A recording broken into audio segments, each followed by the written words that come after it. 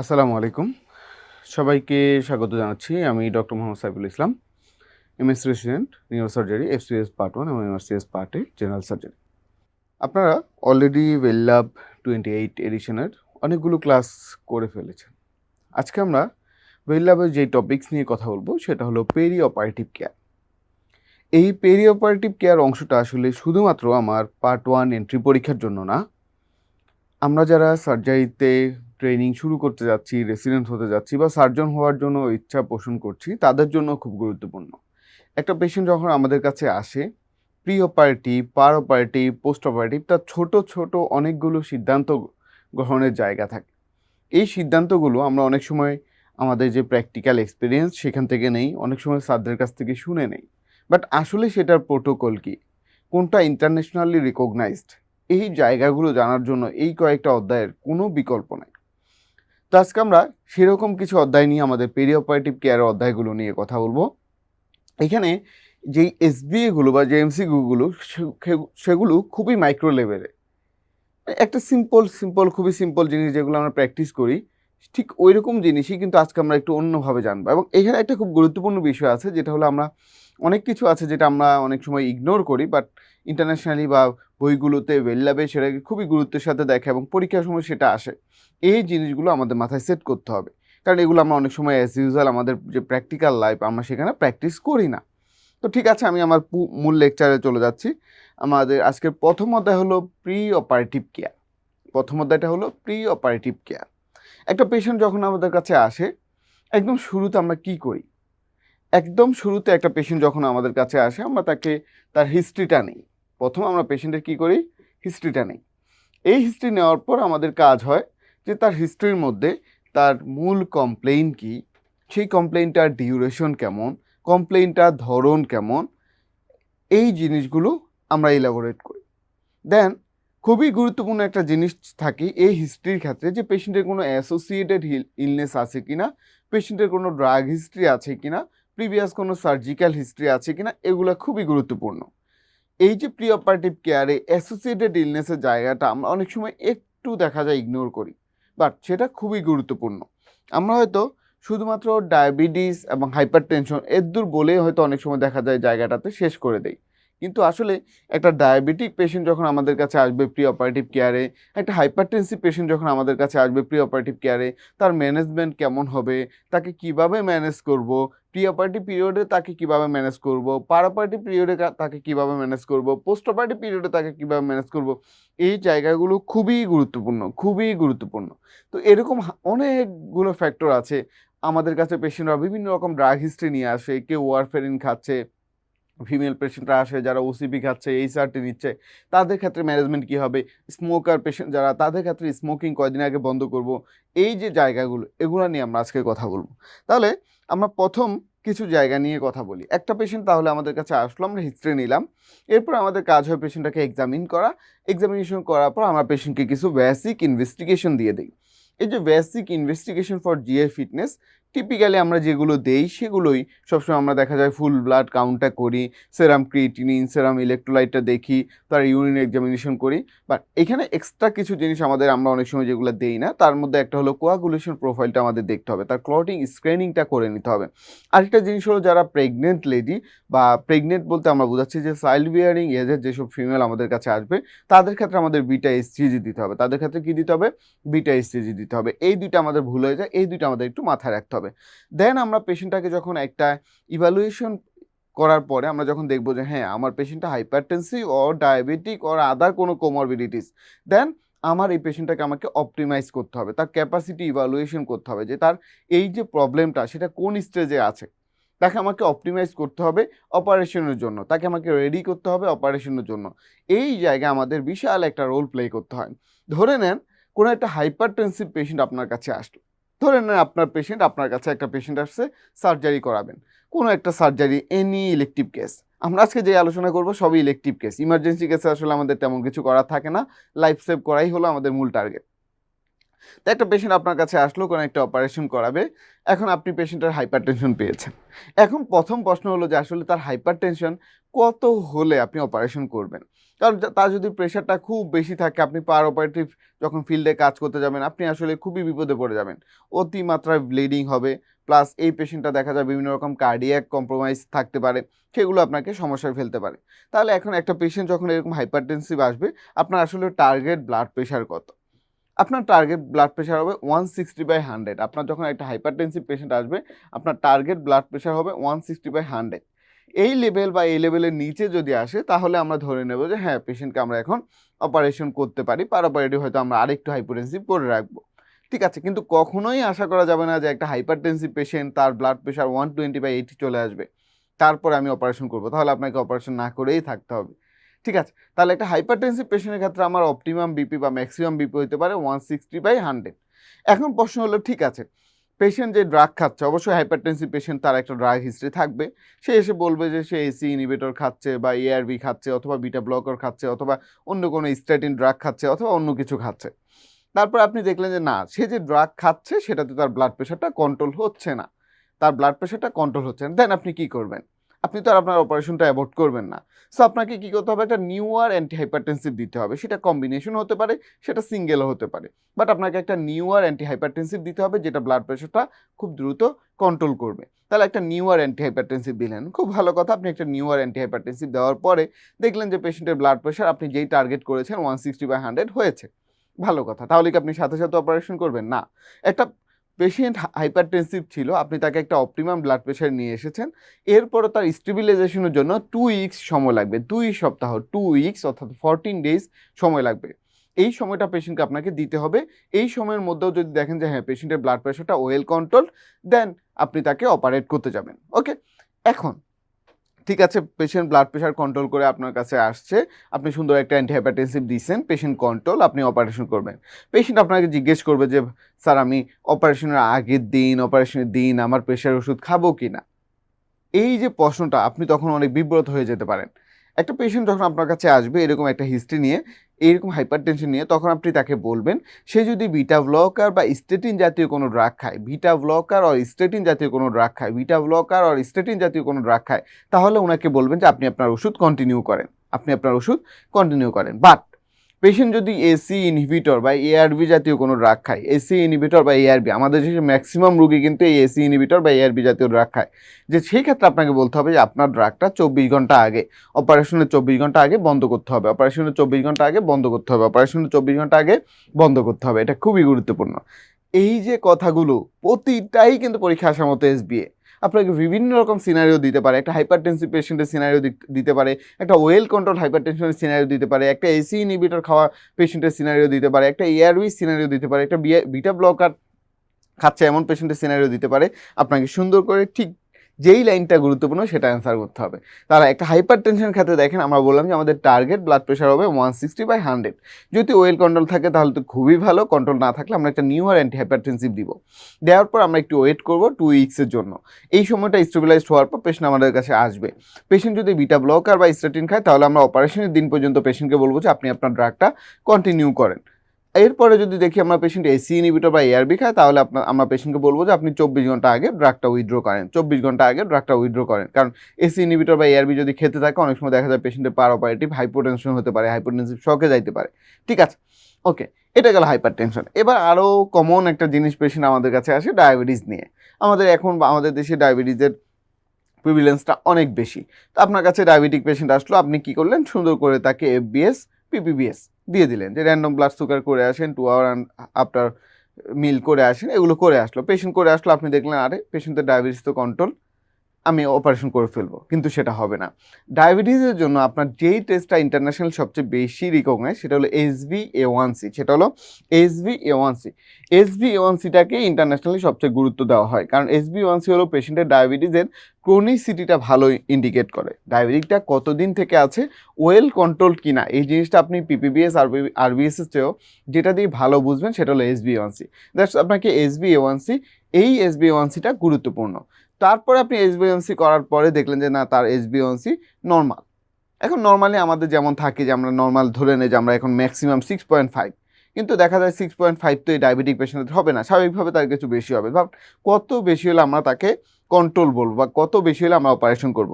যদি পেশেন্টের HbA1c less than 69 millimole হয়, যদি পেশেন্টের HbA1c লেস দেন 69 মিলিমোল হয়, HbA1c লেস দেন 69 মিলিমোল হয়, তাহলে আমরা পেশেন্টটাকে অপারেট করব, এবং এইখানেও একই কথা যে পেশেন্ট আপনার কাছে বলতে পারে স্যার আমার তো HbA1c কন্ট্রোল, কিন্তু আমি স্যার ওরাল অ্যান্টিডায়াবেটিক ড্রাগ খাই।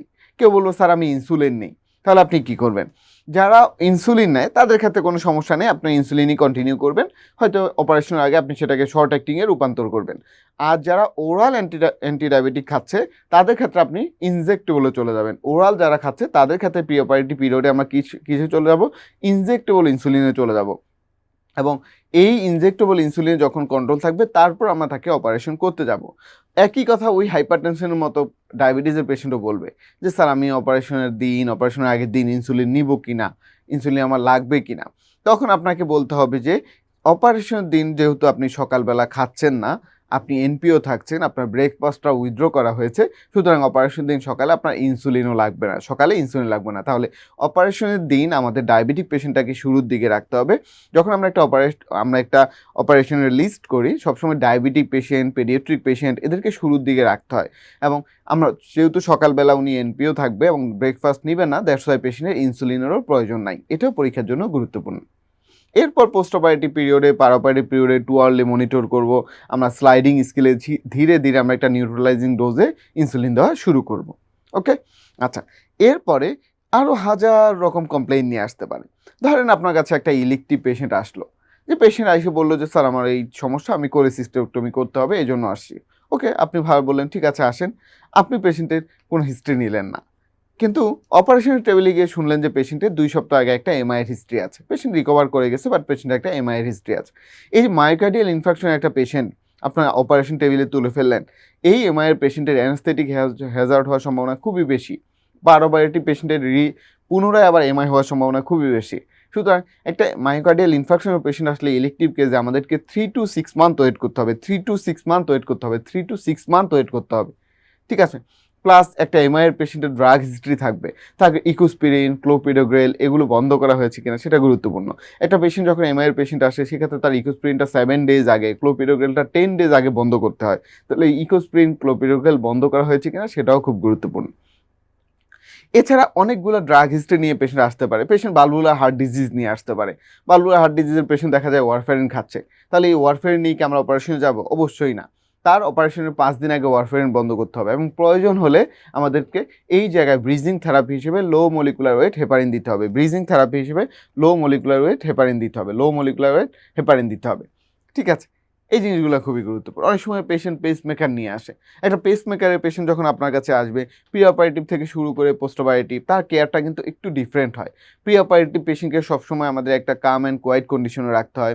তার ইমেজিংয়ের ক্ষেত্রে আমাদের চেষ্টা করতে হয় এমআরআইটা যদি সুযোগ থাকে অ্যাভয়েড করার জন্য। যদিও এখন নতুন বেলল্যাব অনুসারে আমাদের পেসমেকারটা হলো রিলেটিভ কন্ট্রা ইন্ডিকেশন, আগে এটা ছিল অ্যাবসোলিউট কন্ট্রা ইন্ডিকেশন। এখন ম্যাক্সিমাম পেসমেকারই আপনার এমআরআই কম্পেটিবল করে বানানো হয়, এই জন্য এটাকে এখন রিলেটিভ কন্ট্রা ইন্ডিকেশন। তাহলে চেষ্টা করতে হবে যদি এমআরআই না করে হয় তাহলে এমআরআইটি অ্যাভয়েড করার জন্য পার অপারেটিভ পেশেন্টকে আমাদের অপারেশন লিস্টের শুরুতে রাখতে হবে। একজন কার্ডিওলজিস্ট বা একজন কার্ডিয়াক সার্জনের কনসালটেশন নিয়ে রাখতে হবে। পার অপারেটিভ সবচেয়ে গুরুত্বপূর্ণ জিনিস হলো ডায়াথার্মি। একটা পেসমেকারের পেশেন্টকে আমাদের ইচ্ছে মতো ডায়াথার্মি আমরা ব্যবহার করতে পারবো না, অবশ্যই যাতে একটা কার্ডিওফেস ডায়াথার্মি ব্যবহার করা হয় সেদিকে আমাদের খেয়াল করতে হবে। মনোপোলার চেষ্টা করতে হবে টোটালি অ্যাভয়েড করার জন্য। বাইপোলার যদি একান্তই যদি প্রয়োজন হয় সেক্ষেত্রে আমাদের বাইপোলার ডায়াথার্মি ব্যবহার করতে হবে। এই যে জায়গাগুলো, এই ছোট ছোট জায়গাগুলো পরীক্ষার জন্য খুবই গুরুত্বপূর্ণ, ঠিক আছে? এছাড়া আমাদের কাছে ফিমেল পেশেন্টরা আসে, অনেক সময় দেখা যায় অপারেশন করবেন, তো আমরা একটা সময় হয়তো ওসিপি খাচ্ছেন, এইচআরটি খাচ্ছেন, কমন এটা দেখা যায়। প্রিমেনোপোজাল বা আমাদের চাইল্ড বিয়ারিং এজে যারা তাদের ওসিপির হিস্ট্রি থাকে, পোস্টমেনোপোজাল যারা তারা এইচআরটির হিস্ট্রি থাকে, এদের ক্ষেত্রে দেখা যায় তখন আবার জিজ্ঞেস করে যে আমার এই ওসিপি বা এইচআরটিকে আমি কন্টিনিউ করবো কিনা স্যার। সেক্ষেত্রে আমরা বলি যে আপনার ডিপ ভেন থ্রোম্বোসিস প্রিভেন্ট করার জন্য, থ্রোম্বোফিলিয়া প্রিভেন্ট করার জন্য বেটার হলো যে ওসিপি এবং এইচআরটি 4 সপ্তাহ আগে বন্ধ রাখা, অর্থাৎ 1 মাসের মতো বন্ধ রাখা। ওসিপি এবং এইচআরটি 4 সপ্তাহের মতো বা 1 মাসের মতো বন্ধ রাখা, ঠিক আছে? খুবই গুরুত্বপূর্ণ কথা। অনেক সময় মেল পেশেন্ট যারা আসে স্মোকার, তাদের ক্ষেত্রে একই রকম, যদি আমরা এটাকে একটু ইগনোর করি তারপরেও তাদের ক্ষেত্রে একই রকম, যেহেতু তার লাংয়ের ক্যাপাসিটিটা বিল্ড আপ করার জন্য, পোস্ট অপারেটিভ পেশেন্টের রেসপিরেটরি সিস্টেমটাকে ইন্ট্যাক্ট রাখার জন্য আমরা বলি যে আপনার ইলেকটিভ কেসে আপনি অপারেশনের 4 থেকে 6 সপ্তাহ আগে স্মোকিংটা টোটালি টোটালি অ্যাভয়েড করতে হবে, স্মোকিংটা টোটালি অ্যাভয়েড করতে হবে। এ জাতীয় অনেকগুলো ব্যাপার।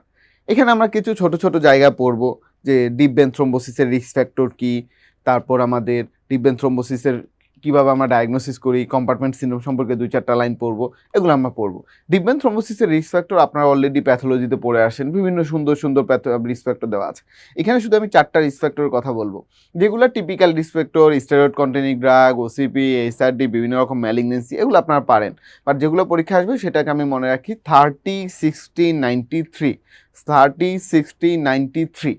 পেশেন্টের বিএমআই যদি মোর দ্যান 30 হয়, পেশেন্টের বিএমআই যদি মোর দ্যান 30 হয়, পেশেন্টের বিএমআই যদি মোর দ্যান 30 হয়, পেশেন্টের এজ যদি মোর দ্যান 60 হয়, এজ যদি মোর দ্যান 60 হয়, আমরা যে অপারেশনটা করছি তার অ্যানেস্থেটিক টাইম যদি মোর দ্যান 90 মিনিটস হয়, অ্যানেস্থেটিক টাইম যদি মোর দ্যান 90 মিনিটস হয়, অ্যানেস্থেটিক টাইম যদি মোর দ্যান 90 মিনিটস হয়, পোস্ট অপারেটিভ পেশেন্টের ইমোবিলাইজেশন পিরিয়ড যদি মোর দ্যান 3 ডেজ হয়, পোস্ট অপারেটিভ পেশেন্টের ইমোবিলাইজেশন পিরিয়ড যদি মোর দ্যান 3 ডেজ হয়, 30, 60, 90 অ্যান্ড 3, এটা হলো আমাদের most common risk factor for DBT. এছাড়া আমাদের ড্রাগ যেগুলো আছে, ম্যালিগনেন্সি যেগুলো আছে, আদার্স বিভিন্ন রকম থ্রোম্বোফিলিক কন্ডিশন আছে, সেগুলো তো আছে।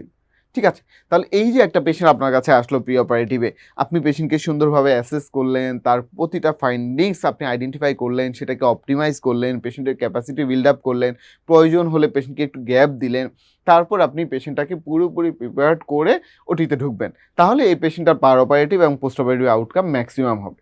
ঠিক আছে, ওকে। এখন আসি বইতে এই জিনিসগুলো আমরা একটু খুঁজে দেখি।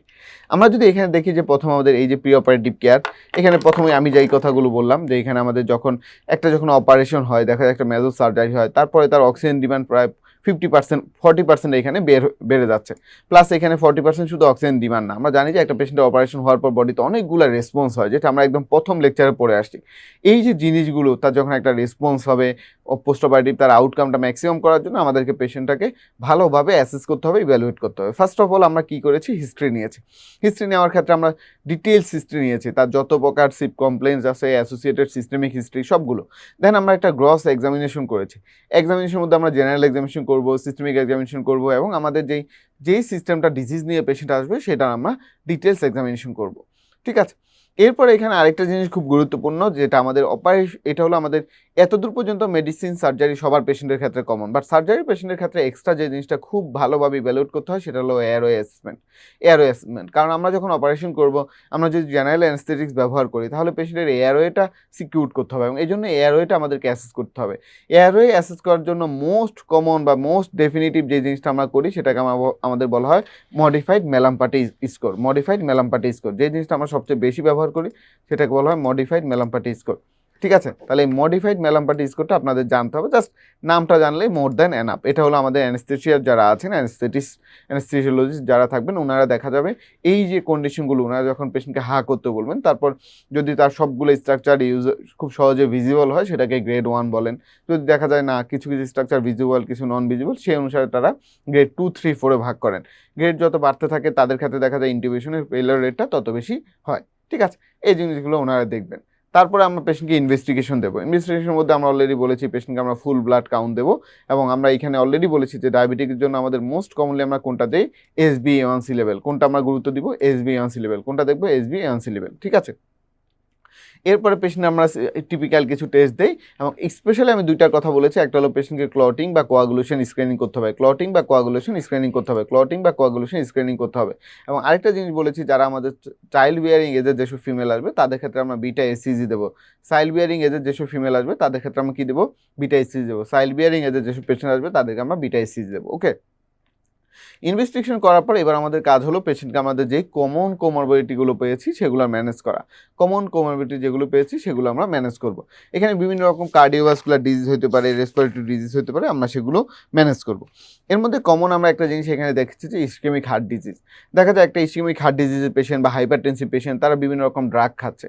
এই ড্রাগের মধ্যে কমনলি হতে পারে beta blocker, statin, AC inhibitor, ARB inhibitor. ARB, আমরা এই ক্ষেত্রে বলেছি যে যদি পেশেন্ট বিটা ব্লকার বা স্টেটিন খায় তাহলে সেটাকে আমরা বলবো যে প্রিঅপারেটিভলি কন্টিনিউ করার জন্য কী করতে বলবো, কন্টিনিউ করবো। যদি আমরা দেখি যে পেশেন্ট বিটা ব্লকার বা স্টেটিন খায় তাহলে আমরা সেটাকে কী করবো, কন্টিনিউ করতে বলবো। বাট পেশেন্ট যদি আমরা দেখি যে এখানে এসি বা এআরবি খাচ্ছে, এসি বা এআরবি খাচ্ছে, সেক্ষেত্রে আমরা সেটাকে 24 ঘন্টা আগে বন্ধ করতে বলবো। কেন বন্ধ করতে বলবো? যাতে ইন্ট্রাঅপারেটিভ হাইপোটেনশন না হয়, তাহলে ইসকেমিক হার্ট ডিজিজের পেশেন্ট যদি বিটা ব্লকার বা স্ট্যাটিন খায়, বা একটা হাইপারটেনসিভ পেশেন্ট যদি বিটা ব্লকার বা স্ট্যাটিন খায়, তাহলে আমরা কি করব? পেশেন্টকে আমরা এখানে বিটা ব্লকার বা স্ট্যাটিন কন্টিনিউ করতে বলবো। বাট এসি ইনহিবিটর বা এআরবি যদি খায়, তাহলে আমরা পেশেন্টকে 24 ঘন্টা আগে সেটা বন্ধ করতে বলবো। 24 ঘন্টা আগে সেটা বন্ধ করতে বলবো। 24 ঘন্টা আগে সেটা বন্ধ করতে বলবো। ঠিক আছে। তারপর আমরা বলেছি যে এখানে আমাদের যদি কোনো পেশেন্টের যদি এমআই এর হিস্ট্রি থাকে, এমআই যদি প্রুভেন এমআই হয়, তাহলে আমরা কয় মাস ওয়েট করবো? 3 to 6 মান্থ। কত মাস ওয়েট করবো? 3 to 6 মান্থ। কত মাস ওয়েট করবো? 3 to 6 মান্থ। কত মাস ওয়েট করবো? 3 to 6 মান্থ। একটা হাইপারটেনসিভ পেশেন্টের ক্ষেত্রে আমরা বলেছি যে আমাদের টার্গেট বিপি হবে লেস দেন 160/100, লেস দেন 160/100। ঠিক আছে। একটা হাইপারটেনসিভ পেশেন্টের ক্ষেত্রে আমরা বলেছি আমাদের টার্গেট হবে লেস দেন 160/100, টার্গেট হবে 160/100, টার্গেট হবে 160/100। এবং যদি আমরা সেটা কন্ট্রোল না পাই, তাহলে আমরা এটা নিউয়ার অ্যান্টি হাইপারটেনসিভ দিব। এবং কয় সপ্তাহ ওয়েট করবো? 2 সপ্তাহ। কত সপ্তাহ ওয়েট করবো? 2 সপ্তাহ। একটা নিউয়ার অ্যান্টি হাইপারটেনসিভ দিব। এবং কয় সপ্তাহ ওয়েট করবো? 2 সপ্তাহ। কয় সপ্তাহ ওয়েট করবো? 2 সপ্তাহ। ঠিক আছে। আচ্ছা, এই জিনিসটা আমাদের খুবই গুরুত্বপূর্ণ। তাহলে এইখানে আমরা কয়েকটা জিনিস জানলাম যে আমাদের হাইপারটেনশনের টার্গেট হলো 160/100। আমরা একটা অ্যান্টি হাইপারটেনসিভ ড্রাগ দিব, সেটার জন্য 2 সপ্তাহ ওয়েট করব। সে যদি বিটা ব্লকার বা স্টেটিন খায়, তাহলে আমরা কি করব?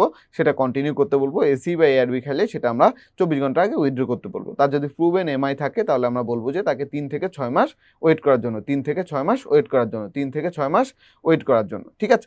এই জিনিসগুলো খুবই গুরুত্বপূর্ণ।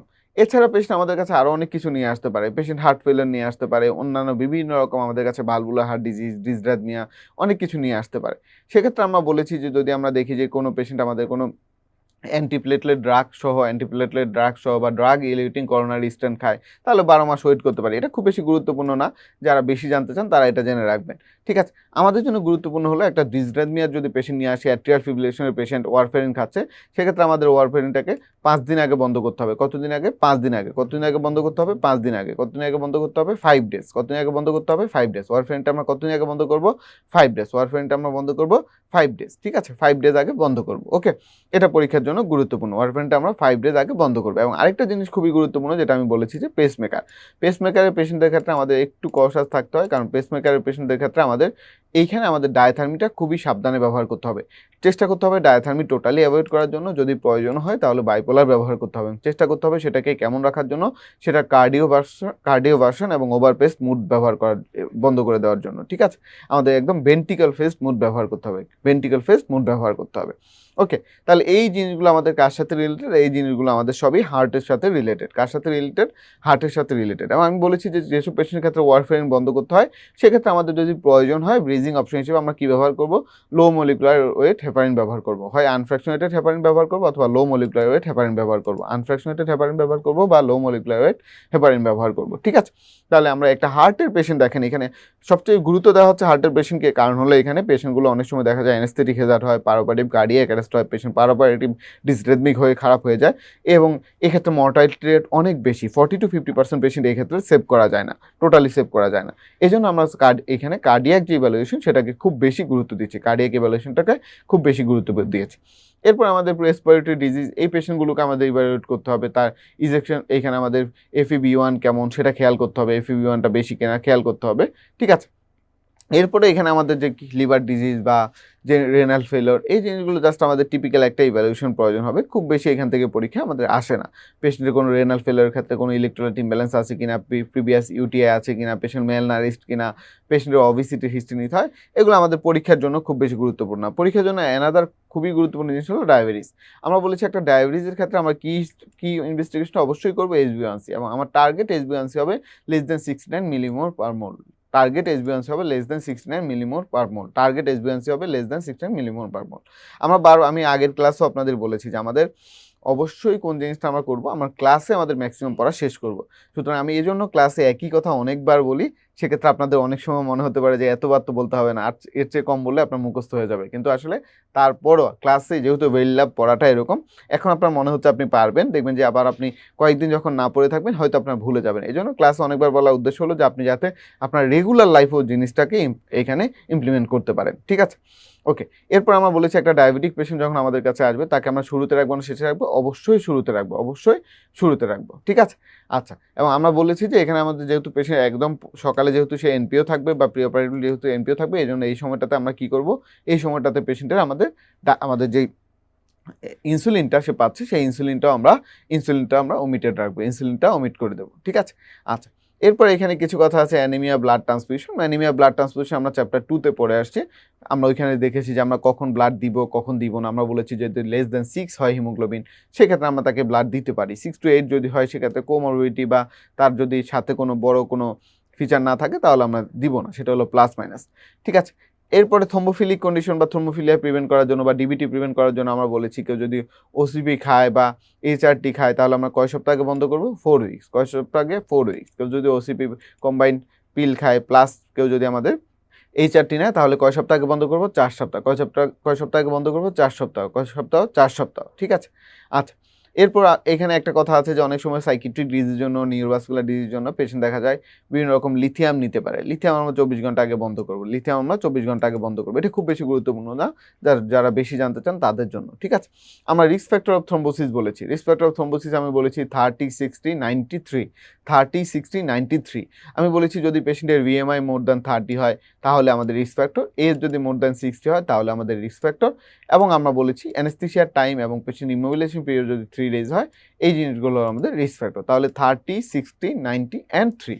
পেশেন্টের BMI যদি মোর দ্যান 30 হয়, এজ যদি মোর দ্যান 60 হয়, পেশেন্টের টোটাল অ্যানেস্থেসিয়া টাইম যদি মোর দ্যান 90 minutes হয় এবং পেশেন্টের ইমোবিলাইজেশন টাইম যদি মোর দ্যান 3 days হয়, তাহলে পেশেন্টের জন্য এটা কিসের জন্য risk factor? Deep vein thrombosis বা এনি থ্রোম্বোসিস লাইক কন্ডিশনের জন্য রিস্ক ফ্যাক্টর।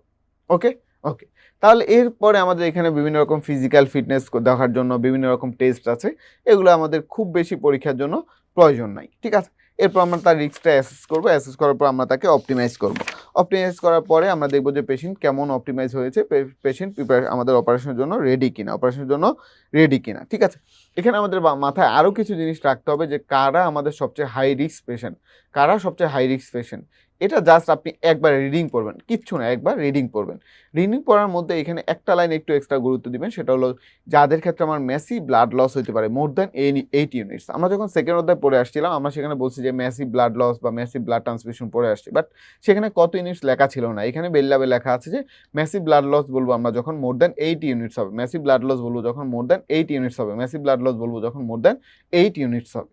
সুতরাং এই রিস্ক ফ্যাক্টরগুলো জাস্ট একবার রিডিং, কিচ্ছু না, এতক্ষণ যা যা বলে আসছি এগুলোই জাস্ট একবার রিডিং পড়তে হবে যে রিস্ক ফ্যাক্টর। ওকে ওকে, এরপরে আমরা পেশেন্টকে অপারেশন করব। অপারেশন করার আগে আমরা বিভিন্ন মাল্টি ডিসিপ্লিনারি টিমকে ইনভলভ করতে পারি, আমরা বিভিন্ন রকম সিস্টেমকে ইনভলভ করতে পারি। সেগুলো আমাদের এখানে বিভিন্ন রকম সিস্টেমের কথা বলা আছে যে একটা পেরি অপারেটিভ টিমে কারা থাকবে এইসব পেশেন্টের ক্ষেত্রে, এখানে অনেকগুলো কথা বলা আছে। এগুলো আমরা সবাই জানি যে একটা আমাদের ওয়ার্ডের স্টাফ থেকে শুরু করে অ্যানেস্থেটিক থাকবে, রেডিওলজি প্যাথোলজির ইনভলভমেন্ট যদি প্রয়োজন হয় লাগবে, যদি রিহ্যাবিলিটেশন বা সোশ্যাল কেয়ার ওয়ার্কার লাগে তাদের হেল্প আমাদের নিতে হবে। এই সব মিলে আমাদের একটা পেরি অপারেটিভ টিম তৈরি হবে, ঠিক আছে? তাহলে এই অধ্যায়টা পরীক্ষার জন্য এবং আমাদের পার্সোনাল লাইফের জন্য, আমরা যারা সার্জন হওয়ার ইচ্ছা পোষণ করছি বা চেষ্টা করছি তাদের জন্য এটা খুবই খুবই ভাইটাল একটা জিনিস।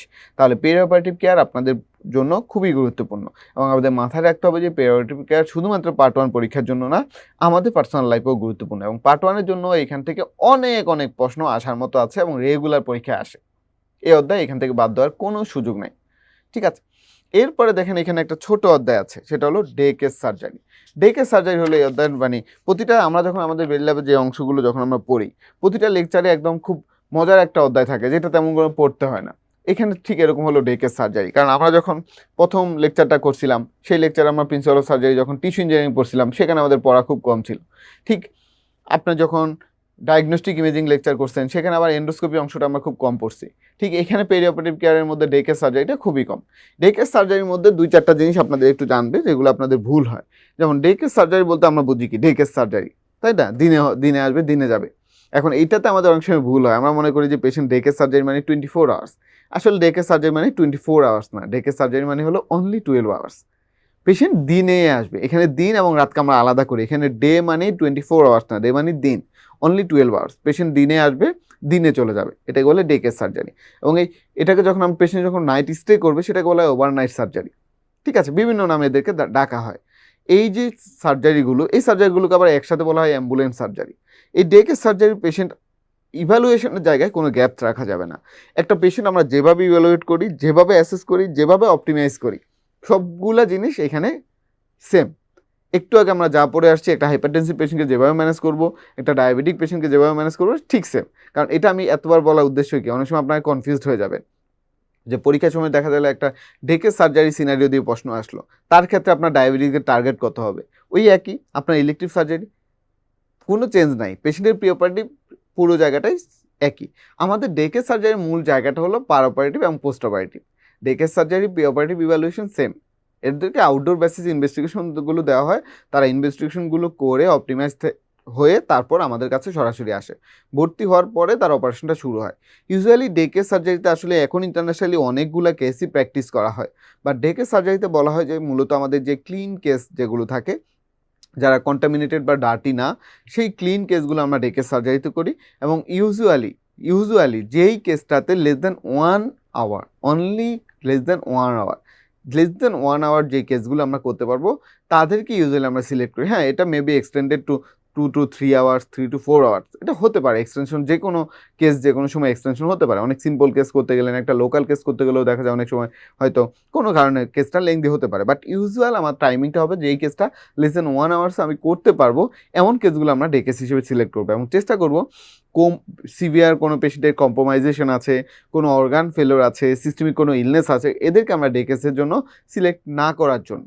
এবং মোস্ট ইম্পর্টেন্ট যেটা, পেশেন্টের ক্ষেত্রে ডে কেস সার্জারির ক্ষেত্রে আমাকে অবশ্যই সবসময় মিনিমাল ইনভেসিভ প্রসিডিউরটা সিলেক্ট করতে হবে। এই যে বললাম যে ইউজুয়ালি লেস দেন 1 আওয়ার, এটা আগের বইতে 27 এডিশনে 2 আওয়ার ছিল। এখন যারা প্রিভিয়াস স্টুডেন্ট আছেন তাদের জন্য এটা বলা, ছোট ছোট কিছু মাইক্রো চেঞ্জ ওয়েল ল্যাবে আসছে। একটু আগে পেসমেকারের কথা বলছি, যেটা আগে ছিল অ্যাবসোলিউট কন্ট্রাইন্ডিকেশন, এখন হচ্ছে এমআরআই রিলেটিভ কন্ট্রাইন্ডিকেশন। এই জায়গাগুলো অনেক সময় দেখা যায় আমরা যেহেতু পড়তে অভ্যস্ত, এই জায়গাগুলো অনেক সময় আমাদের ইগনোরড হতে পারে। এই জন্য বলে দেওয়া যে আগে ডেকে সার্জারি ট্রেডিশনালি বলা হতো যেটা 2 আওয়ার, কিন্তু এখন বলা হয় যে যেটা ট্রেডিশনালি আমরা ডেকে সার্জারি বলি, যাদের অপারেশনের আমার টাইমটা ইউজুয়ালি লেস দেন 1 আওয়ার, তবে সেটা বেড়ে 3-4 ঘন্টাও হতে পারে। আরেকটা গুরুত্বপূর্ণ জিনিস হলো যে আমাদের পার অপারেটিভ অবশ্যই মিনিমাল ইনভেসিভ সার্জারি ফলো করতে হবে। And most important, post operative patient যখন আমাদের কাছে থাকবে, এই সময়টা তার পেইন কন্ট্রোল করতে হবে এবং কোনো প্রকার পোস্ট অপারেটিভ কমপ্লিকেশন যাতে ডেভেলপ না করে সেটার চেষ্টা করতে হবে। এবং এই পেশেন্টটা পোস্ট অপারেটিভ ইউজুয়ালি 1 আওয়ারের মতো থাকে, তার ভাইটালগুলো যখন নর্মাল থাকবে অ্যাটলিস্ট ফর 1 আওয়ার, তখনই আমরা এই পেশেন্টকে ডিসচার্জ করে দিব, ডিসচার্জ করবো। এবং ডিসচার্জ করার সময় তার যত প্রকার মেডিকেশন আছে সবগুলো ওরালি কনভার্ট করে দেবো, এবং আমরা কনফার্ম হবো যে পেশেন্টের কোনো প্রকার পোস্ট অপারেটিভ কমপ্লিকেশন নাই। ঠিক আছে, তাহলে এই জিনিসগুলো ডে কেস সার্জারিতে খুবই গুরুত্বপূর্ণ। তাহলে ডে কেস সার্জারি হলো আমাদের এখানে সবচেয়ে মজার অধ্যায়, এবং আমরা এখানে বলেছি যে ডে কেস সার্জারি ইউজুয়ালি কত ঘন্টা, 12 ঘন্টা, not 23 hours, or not 24 hours. 23 বা 24 আওয়ার যে অপারেশনগুলো করি সেগুলোকে আমরা বলি ওভারনাইট সার্জারি, ঠিক আছে। এবং এই পেশেন্টগুলো ইভ্যালুয়েশন আমি বলেছি একদম সেম হবে। আমাদের একটা টিপিক্যাল পেশেন্টকে আমরা যেভাবে ইভ্যালুয়েশন করবো সেভাবে করবো। এখানে বিভিন্ন রকম ডে কেস সার্জারির নাম দেওয়া আছে, simple mastectomy, tonsillectomy, laparoscopy, cholecystectomy, arthroscopy, ঠিক আছে। এগুলো ডে কেস সার্জারি হিসেবে অলরেডি করা হচ্ছে। তবে এখানে একটা রেট দেওয়া আছে যে এত % ক্ষেত্রে আমরা ডে কেস সার্জারি হিসেবেই রাখতে পারছি, আবার কিছু পেশেন্টের ক্ষেত্রে দেখা যাচ্ছে এটাকে আমাদের একটু লেংদি করতে হচ্ছে, ঠিক আছে। আচ্ছা, এখানে একটা পেশেন্ট কীভাবে আসবে, কীভাবে ম্যানেজ হবে, এই কথাগুলো এখানে বলা আছে। একটা পেশেন্ট আসবে, আমরা পেশেন্টকে ধীরে ধীরে প্রথম শুরু করব, তারপর সে বুকিং দিবে, তারপর অ্যাডমিশন হবে, সার্জারি হবে, ডিসচার্জ হবে, দেন সে ফলো আপ দিবে। এই কথাগুলো এখানে বলা আছে, এগুলো আমাদের টিপিক্যাল কথা। ওকে, আচ্ছা, ডায়াবেটিক পেশেন্টের ক্ষেত্রে অলরেডি আমি বলেছি, এটা আবারও বলছি, ঠিক আছে। ডায়াবেটিক পেশেন্টের ক্ষেত্রে আমরা এখানে বলেছি, এইখানে যেই আশা স্কোর লেখা আছে সেটা আমরা একটু পরে দেখব। আর ডায়াবেটিক পেশেন্টের ক্ষেত্রে আমরা বলেছি একই রকম, লেস দেন 69 মিলিমোল পার মোল, ঠিক আছে, লেস দেন 69 মিলিমোল পার মোল। ওকে, আর এখানে আমরা কিছু রিস্ক ফ্যাক্টর আছে যাদের ক্ষেত্রে আমরা day case surgery usually select করি না, সেই ইউজুয়ালি সিলেক্ট হলো এখানে আমরা বলেছি যে পেশেন্ট যদি ফাংশনাল ক্যাপাসিটি, কোনো একটা অর্গানে ফাংশনাল ক্যাপাসিটি কম থাকে, তার অ্যাবনর্মাল ইসিজি থাকে, স্যাচুরেশন কম থাকে, সহজ কথা বললে তার কোনো একটা অর্গান যদি ফুললি ফাংশনিং না হয়, কোনো একটা অর্গান, তাহলে আমরা তাকে ডে কেস হিসেবে সিলেক্ট করবো না, কারণ এই কেসগুলো রিস্কি কেস। ঠিক আছে, এই কেসগুলো রিস্কি কেস, এই জন্য আমরা এটা ডে কেস হিসেবে সিলেক্ট করবো না। এবং ইউজুয়াল ডে কেসের ক্ষেত্রে আমরা বলেছি ইউজুয়াল ওটিগুলো লেস দেন 1 আওয়ার করি। কতক্ষণ করবো? লেস দেন 1 আওয়ার করবো, বাট সেটা এক্সটেন্ড হতে পারে, কিন্তু আমরা ট্রেডিশনালি কতক্ষণ চিন্তা করবো? 1 আওয়ার। ট্রেডিশনালি কতক্ষণ চিন্তা করবো? অনলি 1 ঘন্টা, অনলি 1 ঘন্টা, অনলি 1 ঘন্টা, অনলি 1 ঘন্টা। ওকে, আচ্ছা। এবং আমরা বলেছি এই পেশেন্টটা যখন অপারেশন করবো আমরা অবশ্যই কি চেষ্টা করবো? Minimal invasive surgery. কি চেষ্টা করবো? Minimal invasive surgery. কি করার চেষ্টা করবো? Minimal invasive surgery. ঠিক আছে, মিনিমাল ইনভেসিভ সার্জারি করলাম, এই কেসগুলো করলাম, করার পরে আমরা তাকে ডিসচার্জ দেবো। ডিসচার্জ দেওয়ার ক্ষেত্রে মোস্ট ইম্পর্টেন্ট যেটা, পেশেন্টকে আমাদেরকে অবশ্যই দেখতে হবে যে মিনিমাম 1 আওয়ার পেশেন্টের ভাইটালগুলো স্টেবল আছে, মিনিমাম 1 আওয়ার পেশেন্টের ভাইটালগুলো স্টেবল আছে কিনা সেটা আমাদের দেখতে হবে। পেশেন্টের কোনো প্রকার পোস্ট অপারেটিভ কমপ্লিকেশন আছে কিনা দেখতে হবে, পেশেন্ট ওরিয়েন্টেড কিনা দেখতে হবে, পেশেন্ট অ্যাবল টু ওয়াক কিনা দেখতে হবে, পেশেন্টের বাসা হসপিটাল থেকে উইদিন 1 আওয়ারের ডিস্টেন্সে আছে কিনা দেখতে হবে, পেশেন্টের বাসার কেয়ার গিভার আছে কিনা সেগুলো দেখতে হবে। ঠিক আছে, পেশেন্ট সব কিছু ওরালি পাচ্ছে কিনা, ওরাল ডায়েট, ওরাল ড্রাগে যাচ্ছে কিনা সেগুলো দেখতে হবে, পেশেন্ট ক্যাথেটারাইজড কিনা সেটা খেয়াল করতে হবে। ওই জিনিসগুলো দেখে আমরা পেশেন্টকে ডিসচার্জ করে দেব। ওকে ওকে, তাহলে ডে কেস সার্জারি খুব মজার একটা সার্জারি, এবং পেশেন্টের এই ব্যাপারে পেশেন্টদের দেখা যায় এই জায়গাগুলোতে পেশেন্টের স্যাটিসফ্যাকশন খুবই ভালো থাকে। কারণ আমাদের একটা সার্জারি পেশেন্ট সবচেয়ে বড় ভয়ে থাকে যে আসলে সার্জারি নিয়ে, একটা সার্জারি করবে কি হবে, কতক্ষণ থাকতে হবে, পোস্ট অপারেটিভ আসলে তার আউটকাম কেমন হবে, এগুলো অনেক বড় ভয়, এবং অনেক এই ভয়ের কারণে সার্জারি পেশেন্টের আউটকাম খারাপ হয়। যখন ডে কেস সার্জারি পেশেন্ট শুনে যে অপারেশনটা তার একদিনে হবে, সে একদিনে ডিসচার্জ পেয়ে যাবে, সকালে যাবে সন্ধ্যায় চলে আসবে, তাহলে সে আসলে খুবই এই জায়গাটায় খুবই কাম থাকে। ওকে, এরপরে আমাদের যে চ্যাপ্টারটা সেটা হলো আমাদের অ্যানেস্থেশিয়া অ্যান্ড পেইন রিলিফ। এরপরে দুইটা চ্যাপ্টারই খুবই গুরুত্বপূর্ণ, এবং আমাদের এই যে দুইটা থেকেই ডিটেলস পড়তে হবে, এই দুইটা থেকেই ডিটেলস পড়তে হবে। অ্যানেস্থেশিয়া, পেইন রিলিফ চেষ্টা করবেন একটা শব্দ বাদ না দেওয়ার জন্য। আমি যখন কিছু অধ্যায় আছে ওয়েল হবে 92 চ্যাপ্টার, এখন এই 92-র মধ্যে আসলে আপনি সবগুলো চ্যাপ্টার থেকে যদি 5 লাইন করেও পড়েন তাহলেও একটা হিউজ পড়াশোনা চলে আসবে। এইখানের মধ্যে কিছু চ্যাপ্টার আছে যেখানে আপনাকে একটু বেশি পড়তে হবে, কিছু চ্যাপ্টার আছে আপনাকে এক শব্দও পড়া লাগবে না, সেটাও কিন্তু আমরা বলে দিই। যেমন ডে কেস সার্জারিতে এসে কিন্তু আমি বলি না যে আপনাকে সব পড়তে হবে, বাট অ্যানেস্থেশিয়া অধ্যায়টা আপনাকে সব পড়তে হবে, সার্জিক্যাল ইনফেকশন আপনাকে সব পড়তে হবে। ঠিক আছে, এরকম কিছু অধ্যায় আপনার আছে যেখান থেকে আপনাকে মোটামুটি সবগুলোই পড়তে হয়। তো অ্যানেস্থেশিয়াটা অনেকটা ওরকম, এখান থেকে পরীক্ষা খুবই প্রশ্ন আসে, পেপার 2-তে অনেক প্রশ্ন এই অধ্যায় থেকে পাবেন, অনেক মানে অনেক। ওকে, এখন আসেন এই অ্যানেস্থেশিয়া, খুবই গুরুত্বপূর্ণ একটা জিনিস। একজন সার্জনের জন্য অ্যানেস্থেশিয়াটা খুবই ভাইটাল। এখন আমরা যখন কেস করি তখন আমরা এক একটা পেশেন্টের জন্য এক এক রকম অ্যানেস্থেশিয়া সিলেক্ট করি। আমাদের ডিফারেন্ট টাইপ অফ অ্যানেস্থেশিয়া আছে। মোস্ট কমন যেটা আমরা ব্যবহার করি সেটা হলো জেনারেল অ্যানেস্থেশিয়া, তাই না? একটা জেনারেল অ্যানেস্থেশিয়া যখন পেশেন্টকে দেওয়া হয় তখন তার বিভিন্ন রকম কন্ডিশন ম্যানেজ করা হয়। তার অ্যানালজেসিয়া, তার অ্যামনেশিয়া, তার আমাদের টিউব, এই যে অ্যানালজেসিয়া, অ্যামনেশিয়া, তার মাসল রিল্যাক্সেশন, তাকে আমাদের ইয়েটা সিকিউর করা, এই জিনিসগুলো আমরা কখন করি? এই জিনিসগুলো যখন আমরা পেশেন্টকে দিয়ে দেই, জেনারেল অ্যানেস্থেশিয়া দেই, তখন করি। এই যে analgesia, amnesia, muscle relaxation followed by পেশেন্টের খুব গুরুত্বপূর্ণ সেটা হলো এয়ারওয়ে সিকিউর করা উইথ ইনটিউবেশন করা। আমরা এন্ডোট্রাকিয়াল ইনটিউবেশন ইউজুয়ালি করে থাকি, এন্ডোট্রাকিয়াল টিউব ইউজুয়ালি ব্যবহার করে থাকি। ঠিক আছে, এখন এই যে জিনিসগুলো এই জায়গায় এখানে আপনাকে ভালোভাবে পড়তে হবে। একটা পেশেন্ট ধরেন অ্যানেস্থেশিয়া দিবেন, আপনার কাছে ডিফারেন্ট টাইপ অফ অ্যানেস্থেশিয়ার ম্যাটেরিয়ালস আছে। আপনি যখন ওটিতে যাবেন আপনি দেখবেন অনেক রকম অ্যানেস্থেটিক ম্যাটেরিয়ালস আছে, বাট আপনি কোনটা ব্যবহার করবেন? একটা অ্যানেস্থেশিয়া আপনারা এখন যখন সার্জারিতে যখন ফেজে পার্ট 1 দিবেন বা ফেজে দিবেন, রেসিডেন্সি দিবেন, আমি আপনাদেরকে বলবো আপনি যখন ওটিতে যাবেন, অপারেশনে যখন যাবেন, অপারেশন থিয়েটারে যখন যাবেন, আপনি এই জিনিসগুলো একটু খেয়াল করবেন এখন থেকে, যে কোন ড্রাগটা ওনারা দিচ্ছেন, লোকালের জন্য কোন ড্রাগটা সিলেক্ট করছেন, কোনটায় কী ধরনের সাইড ইফেক্ট ওনারা আশা করছেন, এগুলো একটু অ্যানেস্থেশিয়া যারা আছেন ওই ভাইয়াদের সাথে বা স্যারের সাথে একটু কথা বলবেন, তাহলে আপনার এই জায়গাটা একটা প্র্যাকটিক্যাল অভিজ্ঞতা হয়ে যাবে। অ্যানেস্থেশিয়ার ক্ষেত্রে আমরা যেটা করি, যে অ্যানেস্থেশিয়ার ক্ষেত্রে মোস্ট কমনলি আমরা জেনারেল অ্যানেস্থেশিয়া দিই। এই জেনারেল অ্যানেস্থেশিয়া 4 ধরনের ড্রাগ আমরা ব্যবহার করি। একদম শুরুতে ইন্ডাকশনের জন্য আমরা প্রোপোফল ব্যবহার করি, এবং প্রোপোফল হলো বেস্ট ইন্ডাকশন ড্রাগ, সবচেয়ে ভালো ইন্ডাকশনের জন্য আমরা ব্যবহার করি প্রোপোফল। প্রোপোফল ছাড়াও আমরা মেনটেন্যান্সের জন্য বা অনেক সময় প্রোপোফল না পাইলে ইন্ডাকশনের জন্য থায়োপেন্টন ব্যবহার করি। কি ব্যবহার করি? থায়োপেন্টন। বাট এই থায়োপেন্টনের একটা বড় সমস্যা যেটা পরীক্ষায় আসে সেটা হলো মায়োকার্ডিয়াল ডিপ্রেশন করে। থায়োপেন্টন সোডিয়াম এটা কি করে? মায়োকার্ডিয়াল ডিপ্রেশন করে। থায়োপেন্টন কি করে? মায়োকার্ডিয়াল ডিপ্রেশন করে। এই যে থায়োপেন্টনটা মায়োকার্ডিয়াল ডিপ্রেশন করে, এই জন্য এটা একটা বিপদের জায়গা। ঠিক আছে, আচ্ছা এখন আসেন এরপরে আমরা আরও দুইটা কমন আমাদের জেনারেল অ্যানেস্থেটিক্স আছে। একটা আমরা ব্যবহার করতাম আগে, এখন কম ব্যবহার করি, সেটা হলো কেটামিন। একটা ব্যবহার করতাম আগে, এখন ব্যবহার করি কম, সেটা হলো কেটামিন। কেটামিন দেওয়ার পর দেখা যায় পেশেন্টের পোস্ট অপারেটিভ ডেলিরিয়াম হয়, পেশেন্টের কনফিউশন হয়। কেটামিনের পরে এটা একদম কমন, বাচ্চাদের ব্যবহার করা হতো এবং পোস্ট অপারেটিভ দেখা যেত অপারেশনের পরে রিকভারি হওয়ার পর খুব গালাগালি করতো। সেটার কারণ হলো পোস্ট অপারেটিভ ডেলিরিয়ামের জন্য। আরেকটা আমরা একটু কম ব্যবহার করি, বাট ইন্টারন্যাশনালি এখন খুবই ভালো ব্যবহার হচ্ছে এবং খুব ভালো ট্রায়াল হচ্ছে, সেটা হলো ইটোমিডেট। ইটোমিডেট যেটা হলো একটা স্টেরয়েড ডেরিভেটিভ, সেটা হলো একটা স্টেরয়েড ডেরিভেটিভ, বাট এটা সমস্যা একটা, এটার কমপ্লিকেশন হলো এটা অ্যাড্রেনোকর্টিক্যাল সাপ্রেশন করে। অ্যাড্রেনোকর্টিক্যাল সাপ্রেশন করে, যেহেতু সেটা স্টেরয়েড সেজন্য সে অ্যাড্রেনোকর্টিক্যাল সাপ্রেশন করে। তাহলে আমি কয়টা ড্রাগের নাম বললাম জেনারেল অ্যানেস্থেসিয়া হিসেবে? 4টা ড্রাগের নাম বললাম। প্রথম বললাম প্রোপোফল ফর ইন্ডাকশন, দেন থায়োপেন্টন, তারপরে বললাম ইটোমিডেট, তারপরে বললাম কেটামিন। এছাড়া ধরেন এখন আপনি চিন্তা করলেন যে না, জেনারেল অ্যানেস্থেটিক ব্যবহার করবেন না, আপনি ইনহেলেশন অ্যানেস্থেটিক ব্যবহার করবেন। পরীক্ষায় যদি আপনাদের ইনহেলেশন অ্যানেস্থেটিক থেকে আসে, আপনারা একটাই নাম বলে দেন, নাইট্রাস অক্সাইড, কারণ আমরা সবাই অপারেশন গিয়ে নাইট্রাস অক্সাইড দেখি। আপনারা এই জন্য আমরা নাইট্রাস, বাট নাইট্রাস অক্সাইডের কিন্তু তেমন কোনো অ্যানেস্থেটিক পাওয়ারই নাই। এটা আসলে অ্যানালজেসিক হিসেবে ব্যবহার করা হয়, এটা আসলে অ্যানালজেসিক হিসেবে ব্যবহার করা হয়। ঠিক আছে, এই যে নাইট্রাস অক্সাইড, এটা আসলে মূলত আমরা অ্যানালজেসিক হিসেবে ব্যবহার করি, কারণ এটা রেস্ট আইসিবি করে। এটার অনেকগুলো ডিসঅ্যাডভান্টেজ আছে। বাট যদি আপনি মনে করেন আপনি ইনহেলেশন অ্যানেস্থেটিক ব্যবহার করতে চান ভালো, তাহলে আপনাকে ব্যবহার করতে হবে সেভোফ্লুরেন, আপনাকে ব্যবহার করতে হবে সেভোফ্লুরেন, আপনাকে ব্যবহার করতে হবে সেভোফ্লুরেন, আপনাকে ব্যবহার করতে হবে সেভোফ্লুরেন। এখন আপনি ঠিক আছে মাসলে আপনি পেশেন্টকে অ্যানেস্থেসিয়া দিলেন, জেনারেল অ্যানেস্থেসিয়া দেওয়ার পরে খুব গুরুত্বপূর্ণ হয়ে ওঠে তখন পেশেন্টটাকে আমাদেরকে মাসল রিল্যাক্স করতে হয় এবং এয়ারওয়েটা সিকিউর করতে হয়। মাসল রিল্যাক্সেশন করার জন্য আমরা মোস্ট কমনলি যে ডিপোলারাইজিং এজেন্টটা ব্যবহার করি তার নাম হলো সাক্সামিথোনিয়াম। দেখবেন অপারেশন গেলে বারবার এই সাক্সা শব্দটা শুনতে হয়।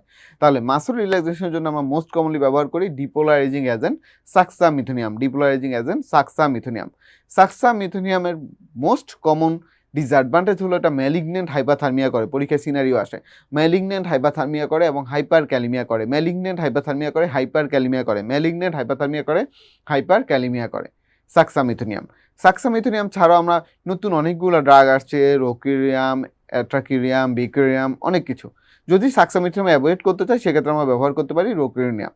ঠিক আছে, রোকিরিয়াম ব্যবহার করতে পারি। এছাড়া আমরা বিক্রিয়াম, অ্যাট্রাকিরাম এগুলো ব্যবহার করতে পারি। এগুলো হলো নন ডিপোলারাইজিং। সাক্সামিথোনিয়াম হলো ডিপোলারাইজিং। অন্য যে 3টার কথা বললাম অ্যাট্রাকিরাম, রোকিরিয়াম, বিক্রিয়াম, এগুলো হলো নন ডিপোলারাইজিং। এগুলো হলো মাসল রিল্যাক্সেন্ট, এগুলো হলো মাসল রিল্যাক্সেন্ট।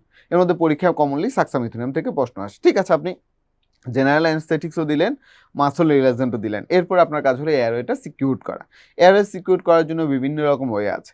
সিম্পলি আমরা তখন কি করি, আমরা দেখা যায় চিনটা একটু লিফট করি, জটা একটু থার্স্ট করি প্রথমে। তারপর ইন্টারন্যাশনাল বাইরের দেশে গুডেল এয়ারওয়ে বলে একটা এয়ারওয়ে হয়, গুডেল এয়ারওয়ে, যেটা আমরা ব্যবহার করি না। এরপরে হতে পারে আপনি সুপ্রাগ্লটিক বিভিন্ন ডিভাইস ব্যবহার করতে পারেন। ল্যারেঞ্জিয়াল মাস্ক এয়ারওয়ে, সুপ্রাগ্লটিক ডিভাইসের মধ্যে মোস্ট কমন ব্যবহার করা হয় laryngeal mask airway, laryngeal mask airway. এরপর আপনি ব্যবহার করতে পারেন আমরা যেটা কমনলি করি এন্ডোট্রাকিয়াল টিউব। এরপর হলো এন্ডোট্রাকিয়াল টিউব। তাহলে কয়টা? 4টা। এখন পর্যন্ত সব কিন্তু 4-এ গেল। জেনারেল অ্যানেস্থেসিয়া 4টার কথা বললাম, মাসল রিল্যাক্সেশন 4টার কথা বললাম। এখন আবার আমরা এয়ারওয়ে সিকিউরের ক্ষেত্রেও 4টা কথা বললাম, যে তার চিনটা লিফট করতে হবে, জটা থার্স্ট করতে হবে। তারপরে আমরা গুডেল এয়ারওয়ে ব্যবহার করতে পারি, supraglottic device like laryngeal mask airway ব্যবহার করতে পারি এবং এন্ডোট্রাকিয়াল ইন্টুবেট করতে পারি। যদি কোনো কারণে দেখা যায় এর কোনোটাই হচ্ছে না, এন্ডোট্রাকিয়াল ইন্টিউবেশন ফেইলার হচ্ছে, দেন আমরা সেক্ষেত্রে ফাইবার অপটিক ব্রঙ্কোস্কোপ করতে পারি। ফাইবার অপটিক ব্রঙ্কোস্কোপ করে জাস্ট যে অংশটা ছোট একটা ন্যারো ফুরামেন হলেও তো পাবো, সেটা দিয়ে আমরা তাকে ইন্টিউবেট করে দিতে পারি, ফাইবার অপটিক ব্রঙ্কোস্কোপ। তারপরেও না হলে ট্রাকিওস্টমি, কিগোথাইরয়েডেক্টমি অনেক কিছু করতে পারি। ওকে, ঠিক আছে, আমরা জেনারেল অ্যানেস্থেসিয়া দিলাম। জেনারেল অ্যানেস্থেসিয়ার মধ্যে আবার আমরা বিভিন্ন রকম কম্বিনেশন বিভিন্ন সময় ব্যবহার করি। বিভিন্ন রকম ম্যাটেরিয়ালস আছে, টোটাল ইন্টারভেনাস অ্যানেস্থেসিয়া বলে। দেখা যাচ্ছে আপনি হয়তো একটা পেশেন্টকে একটা ভালো জেনারেল অ্যানেস্থেসিয়া দিলেন, সাথে একটা পেশেন্টকে শর্ট অ্যাক্টিং ওপিওয়েড দিয়ে দিলেন, রেমিফেন্টানিল। একটা জেনারেল অ্যানেস্থেসিস দিলেন, একটা রেমিফেন্টানিল, একটা প্রোপোফল প্লাস একটা রেমিফেন্টানিল। এই যে একটা কম্বিনেশন, অসাধারণ কম্বিনেশন, এটাকে বলা হয় টোটাল ইন্টারভেনাস অ্যানেস্থেসিয়া। খুব দ্রুত দেখা যায় এই পেশেন্টগুলোকে এটা দিয়ে দেওয়া যায় এবং শর্ট সার্জারির জন্য এটা খুবই ভালো, টোটাল ইন্টারভেনাস অ্যানেস্থেসিয়া। ঠিক আছে, ওকে, আপনি জেনারেল অ্যানেস্থেসিয়া দিলেন। জেনারেল অ্যানেস্থেসিয়ার পরে আমরা যদি চিন্তা করি আমরা কমনলি কী ব্যবহার করি, স্পাইনাল অ্যানেস্থেসিয়া। স্পাইনাল অ্যানেস্থেসিয়াতে আমরা সাবআরাকনয়েড ব্লক দেই, এখন এপিডুরাল ব্লক দেওয়া হয়। ইউজুয়ালি আমরা ফেন্টানিল ব্যবহার করি। স্পাইনাল অ্যানেস্থেসিয়ার মোস্ট কমন কমপ্লিকেশন কি? মোস্ট কমন কমপ্লিকেশন হয় দেখা যায় পেশেন্টের পোস্ট অ্যানেস্থেসিয়া হেডেক হয়, পোস্ট অ্যানেস্থেসিয়া হেডেক হয়। এরপরে আসেন লোকাল অ্যানেস্থেসিয়া। এখান থেকে আপনার পরীক্ষা প্রশ্ন আসবেই, কমনলি আমরা কোন লোকালটা ব্যবহার করি? লিগনোকেইন। কমনলি ব্যবহার করি লিগনোকেইন বা লিডোকেইন যাই বলেন, এই লিগনোকেইন বা লিডোকেইন আমরা কমনলি ব্যবহার করি। বাট লিগনোকেইন, লিডোকেইন ছাড়াও আমাদের কাছে বুপিভ্যাকেইন এটা কমনলি ব্যবহার করা হয়। প্রিলোকেইন বা প্রাইলোকেইন যেই নামে আপনি ডাকেন, এই প্রিলোকেইন বা প্রাইলোকেইন এটাও আমরা কমনলি ব্যবহার করি। ঠিক আছে, এখন আসেন মোস্ট কমনলি আমরা যদি ব্যবহার করি লিগনোকেইন, তারপরে বললাম বুপিভ্যাকেইন ব্যবহার করতে পারি, প্রাইলোকেইন ব্যবহার করতে পারি। এর মধ্যে আমাদের বুপিভ্যাকেইনের ডোজ হলো 2 মিলিগ্রাম পার কেজি, বুপির ডোজ হলো 2 মিলিগ্রাম পার কেজি, বুপির ডোজ হলো 2 মিলিগ্রাম পার কেজি। এটা পরীক্ষায় আসে, লোকাল অ্যানেস্থেসিয়ার ডোজ। বুপির ডোজ হলো 2 মিলিগ্রাম পার কেজি, বুপির ডোজ হলো 2 মিলিগ্রাম পার কেজি। এরপর যদি আমরা চিন্তা করি লিগনোকেনের ডোজ হলো 3 মিলিগ্রাম পার কেজি, সিরিয়ালে মনে রাখবেন। বুপির ডোজ হলো 2 মিলিগ্রাম পার কেজি, লিগনোকেনের ডোজ হলো 3 মিলিগ্রাম পার কেজি, লিগনোকেনের ডোজ হলো 3 মিলিগ্রাম পার কেজি। আর প্রাইলোকেনের ডোজ হলো 6 মিলিগ্রাম পার কেজি, প্রাইলোকেনের ডোজ হলো 6 মিলিগ্রাম পার কেজি, প্রাইলোকেনের ডোজ হলো 6 মিলিগ্রাম পার কেজি। ঠিক আছে, তাহলে 2, 3, 6, বুপির ডোজ হলো 2 মিলিগ্রাম পার কেজি, লিগনোকেনের ডোজ হলো 3 মিলিগ্রাম পার কেজি, অ্যান্ড প্রাইলোকেনের ডোজ হলো 6 মিলিগ্রাম পার কেজি। যদি আমার কাছে মনে হয় অপারেশনটা একটু লেন্দি হতে পারে, আমার আরেকটু লোকাল অ্যানেস্থেসিয়া লাগবে, সেক্ষেত্রে আমরা প্লেন লোকাল অ্যানেস্থেসিয়া ব্যবহার না করে অ্যাড্রেনালিন সহ ব্যবহার করব। অ্যাড্রেনালিন সহ ব্যবহার করলে আমার সময়টা বাড়বে এবং আমি লম্বা সময় অপারেশন করতে পারবো। অ্যাড্রেনালিন দিলে লিগনোকেনের ডোজ যেটা ছিল 3 মিলিগ্রাম পার কেজি সেটা হয়ে যায় 7 মিলিগ্রাম পার কেজি, যেটা ছিল 3 মিলিগ্রাম পার কেজি সেটা হয়ে যায় 7 মিলিগ্রাম পার কেজি, যেটা ছিল 3 মিলিগ্রাম পার কেজি সেটা হলো 7 মিলিগ্রাম পার কেজি। লোকাল অ্যানেস্থেসিয়ার মধ্যে একটা পরীক্ষা আসে, সেটা হলো বুপিভ্যাকেইন। বুপিভ্যাকেইন একটা কমন সাইড ইফেক্ট আছে, সেটা হলো কার্ডিয়াক টক্সিক। বুপিভ্যাকেইন হলো কার্ডিওটক্সিক ড্রাগ, বুপিভ্যাকেইন হলো কার্ডিওটক্সিক ড্রাগ। এই বুপিভ্যাকেইনের কার্ডিওটক্সিটি প্রিভেন্ট করার জন্য আসছে লেবোবুপিভ্যাকেইন, যেটা লেস কার্ডিওটক্সিক। এছাড়া প্রিলোকেইন এটাও লেস কার্ডিওটক্সিক। তাহলে বুপিভ্যাকেইন হলো কার্ডিওটক্সিক ড্রাগ, বুপিভ্যাকেইন হলো কার্ডিওটক্সিক ড্রাগ, বুপিভ্যাকেইন হলো কার্ডিওটক্সিক ড্রাগ। ঠিক আছে, আপনি এছাড়া বিভিন্ন রকম লোকাল অ্যানেস্থেসিয়ার মধ্যে আবার বিভিন্ন রকম মিক্সচার হতে পারে। দেখা যাচ্ছে আপনি হয়তো লিগনোকেন আর প্রিলোকেন দুইটা একসাথে দিলেন, এটাকে বলা হয় ইউট্যাকটিক মিক্সচার। এগুলো আমরা বিভিন্ন সময় ব্যবহার করি। এছাড়া বিভিন্ন রকম ব্লক যখন দেওয়া হয়, স্কাল ব্লক, হ্যান্ড ব্লক, বিভিন্ন রকম ভিয়ার্স ব্লক, টোটাল অ্যাবডোমিনাস যে ব্লকগুলো দেওয়া হয়, এগুলোর ক্ষেত্রে দেখা যায় বিভিন্ন রকম ডোজ মিলে বা বিভিন্ন রকম কম্বিনেশন ব্যবহার করা হয়। ঠিক আছে, টোটাল অ্যাবডোমিনাস প্লেন ব্লক বলে একটা জিনিস আছে যেটা আগে ব্যবহার করা হতো, যে দেখা যাচ্ছে আমাদের অ্যাবডোমিনিস এবং ইন্টারনাল অবলিক এই দুইটার মাঝখানে একটা ব্লক দিয়ে দেওয়া হতো, দিলে থোরাসিক 6 থেকে লাম্বার 1 বিশাল একটা জায়গা, থোরাসিক 6 থেকে লাম্বার 1 বিশাল একটা জায়গা একটা লম্বা সময় ধরে অ্যানেস্থেসিয়া হয়ে থাকতো। অনেকগুলো অপারেশন এর মাধ্যমে করা যেত। ঠিক আছে, আচ্ছা এরপরে আসেন, এটা তো গেলো অ্যানেস্থেসিয়ার পরে যদি আমরা চিন্তা করি যে ঠিক আছে আমরা লোকাল জানলাম, জেনারেল জানলাম, মাসল রিল্যাক্সেশন সম্পর্কে জানলাম, এয়ারওয়ে কীভাবে সিকিউর করলাম এগুলো জানলাম। এরপরে যে অধ্যায় আমাদের দেখেন শেষের অংশ পেইন রিলিফ, এটা খুবই গুরুত্বপূর্ণ। আমাদের কাছে ডিফারেন্ট পেইন নিয়ে মানুষ আসে, ডিফারেন্ট টাইপ অফ পেইন। কোনোটা আছে বিনাইন পেইন, কোনোটা আছে ম্যালিগনেন্ট পেইন। অনেক সময় পেশেন্ট আমার কাছে সিম্পল মাসকুলোস্কেলেটাল ডিসঅর্ডার নিয়ে আসতে পারে, এগুলো হলো বিনাইন কন্ডিশন। আবার পেশেন্ট ম্যালিগনেন্সির জন্য বিভিন্ন রকম পেইন নিয়ে আসতে পারে, this are malignant pain. Benign pain একটা পেশেন্ট আমার কাছে আসছে যাতে মাসকুলোস্কেলেটাল ডিসঅর্ডার নিয়ে, এই মাসকুলোস্কেলেটাল ডিসঅর্ডার নিয়ে যদি আমার কাছে আসে, আমরা ফার্স্ট লাইন হলো আমার অ্যানেসাইড প্যারাসিটামল, ফার্স্ট লাইন হলো অ্যানেসাইড প্যারাসিটামল, ফার্স্ট লাইন হলো অ্যানেসাইড প্যারাসিটামল। একটা পেশেন্ট নার্ভ ইঞ্জুরি নিয়ে আসছে বা কোনো নার্ভে কম্প্রেশন নিয়ে আসছে, সেক্ষেত্রে আমি তাকে ট্রাইসাইক্লিক অ্যান্টিডিপ্রেসেন্ট অথবা আমি পেশেন্টকে অ্যান্টিকনভালসেন্ট সাজেস্ট করতে পারি। এছাড়া প্রিগাবা অথবা গাবাপেন্টিন এগুলো আমরা সাজেস্ট করতে পারি, প্রিগাবালিন অথবা গামাপেন্টিন এগুলো সাজেস্ট করতে পারি। আবার কোনো পেশেন্টের যদি একই সাথে নোসিসেপটিভ এবং একই সাথে নিউরোপ্যাথিক পেইন থাকে, তাহলে একটা ড্রাগ আছে যেটার নাম হলো ট্যাপেন্টাডল, এটা আমরা সাজেস্ট করতে পারি। তাহলে একটা বিনাইন যদি পেশেন্ট আমাদের কাছে পেইন নিয়ে আসে, মাসকুলোস্কেলেটালের জন্য আমরা তাকে অ্যানেসাইড বা প্যারাসিটামল সাজেস্ট করব। যদি সে কোনো নার্ভ ইঞ্জুরি হিস্ট্রি দেয় বা সাসপেক্ট করে নার্ভ ইঞ্জুরি, তাহলে আমরা তাকে ট্রাইসাইক্লিক অ্যান্টিডিপ্রেসেন্ট অথবা অ্যান্টিকনভালসেন্ট দিতে পারি, প্লাস আমরা তাকে প্রিগাবালিন অথবা গাবাপেন্টিন দিতে পারি। পেশেন্টের যদি একই সাথে নোসিসেপটিভ প্লাস নিউরোপ্যাথিক দুই ধরনের পেইন থাকে, তাহলে আমরা তাকে ট্যাপেন্টাডল দিতে পারি। কি দিতে পারি? ট্যাপেন্টাডল।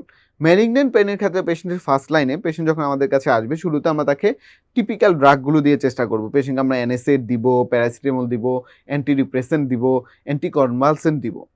কিন্তু তাতে যদি না সারে তাহলে সেকেন্ড লাইনে যাইতে হবে। সেকেন্ড লাইন হলো codeine and tramadol, second line হলো কোডেইন অ্যান্ড ট্রামাডল, পরীক্ষার জন্য ইনফিনিটি স্টার।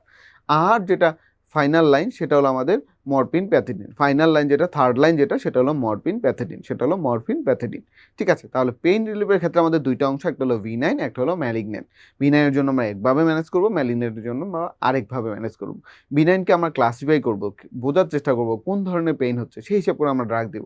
আর ম্যালিগন্যান্সির ক্ষেত্রে আমরা একটা গ্রেডিং মেনটেন করবো। আসলে প্রথমেই আমরা বড় ড্রাগ দিব না, প্রথমে তাকে অ্যানাসিড, প্যারাসিটামল, অ্যান্টিকনভালসেন্ট দিয়ে চেষ্টা করবো, তারপরে না হলে কোডেন, ট্রেমাডলে যাব, তারপরেও না হলে আমরা মরফিন প্যাথেডিনে যাব।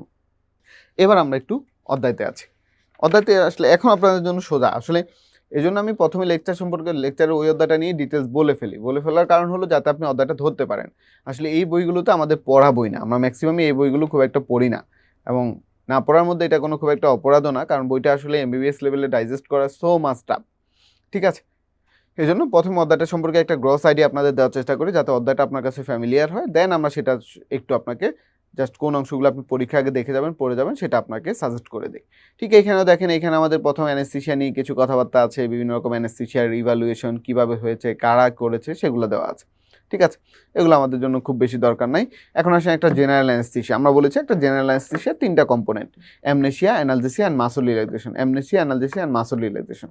পেশেন্টকে আমরা অ্যামনেশিয়া করবো, লস অফ কনসাসনেস বা লস অফ অ্যাওয়ারনেস করবো। অ্যানালজেসিয়া হলো pain relief, and muscle relaxation. এই তিনটা কাজ আমরা করবো।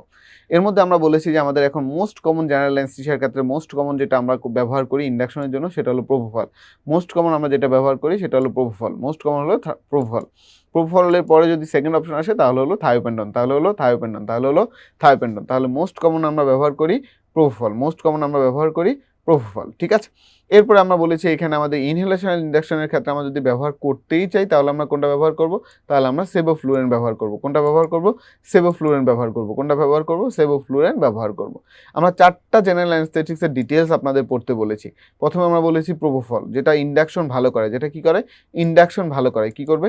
ইন্ডাকশন ভালো করবে। থায়োপেন্টন, এটা আমাদের second most common, rapid induction করে, তবে এটা একটা ডিসঅ্যাডভান্টেজ আছে। কি করে? মায়োকার্ডিয়াল ডিপ্রেশন করে। কি করে? মায়োকার্ডিয়াল ডিপ্রেশন করে। কি করে? মায়োকার্ডিয়াল ডিপ্রেশন করে।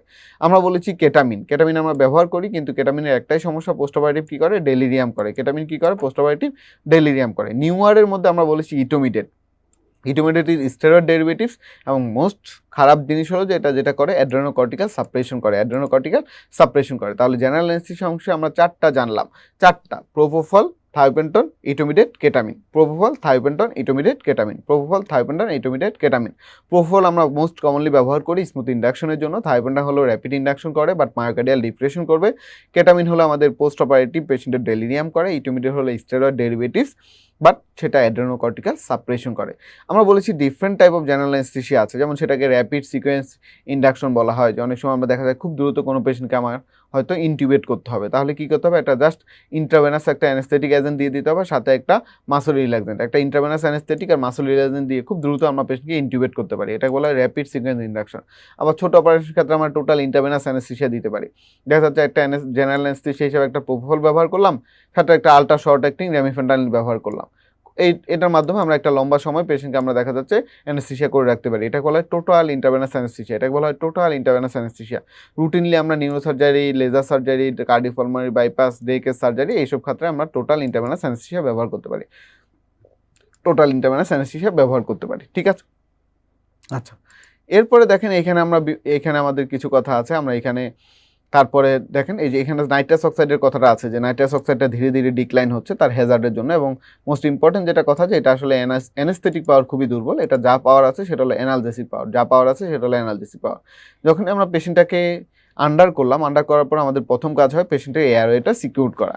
এয়ারওয়ে সিকিউর করার ক্ষেত্রে আমি বলেছি আমাদের চারটা অপশন হাতে আছে, এখানে খুব সুন্দর সুন্দর ছবি আছে, চারটা অপশন। প্রথম অপশন আমরা বলেছি যে তার চিনটা লিফট করবো, যথা থ্রাস্ট করবো, চিনটা লিফট করবো, যথা থ্রাস্ট করবো।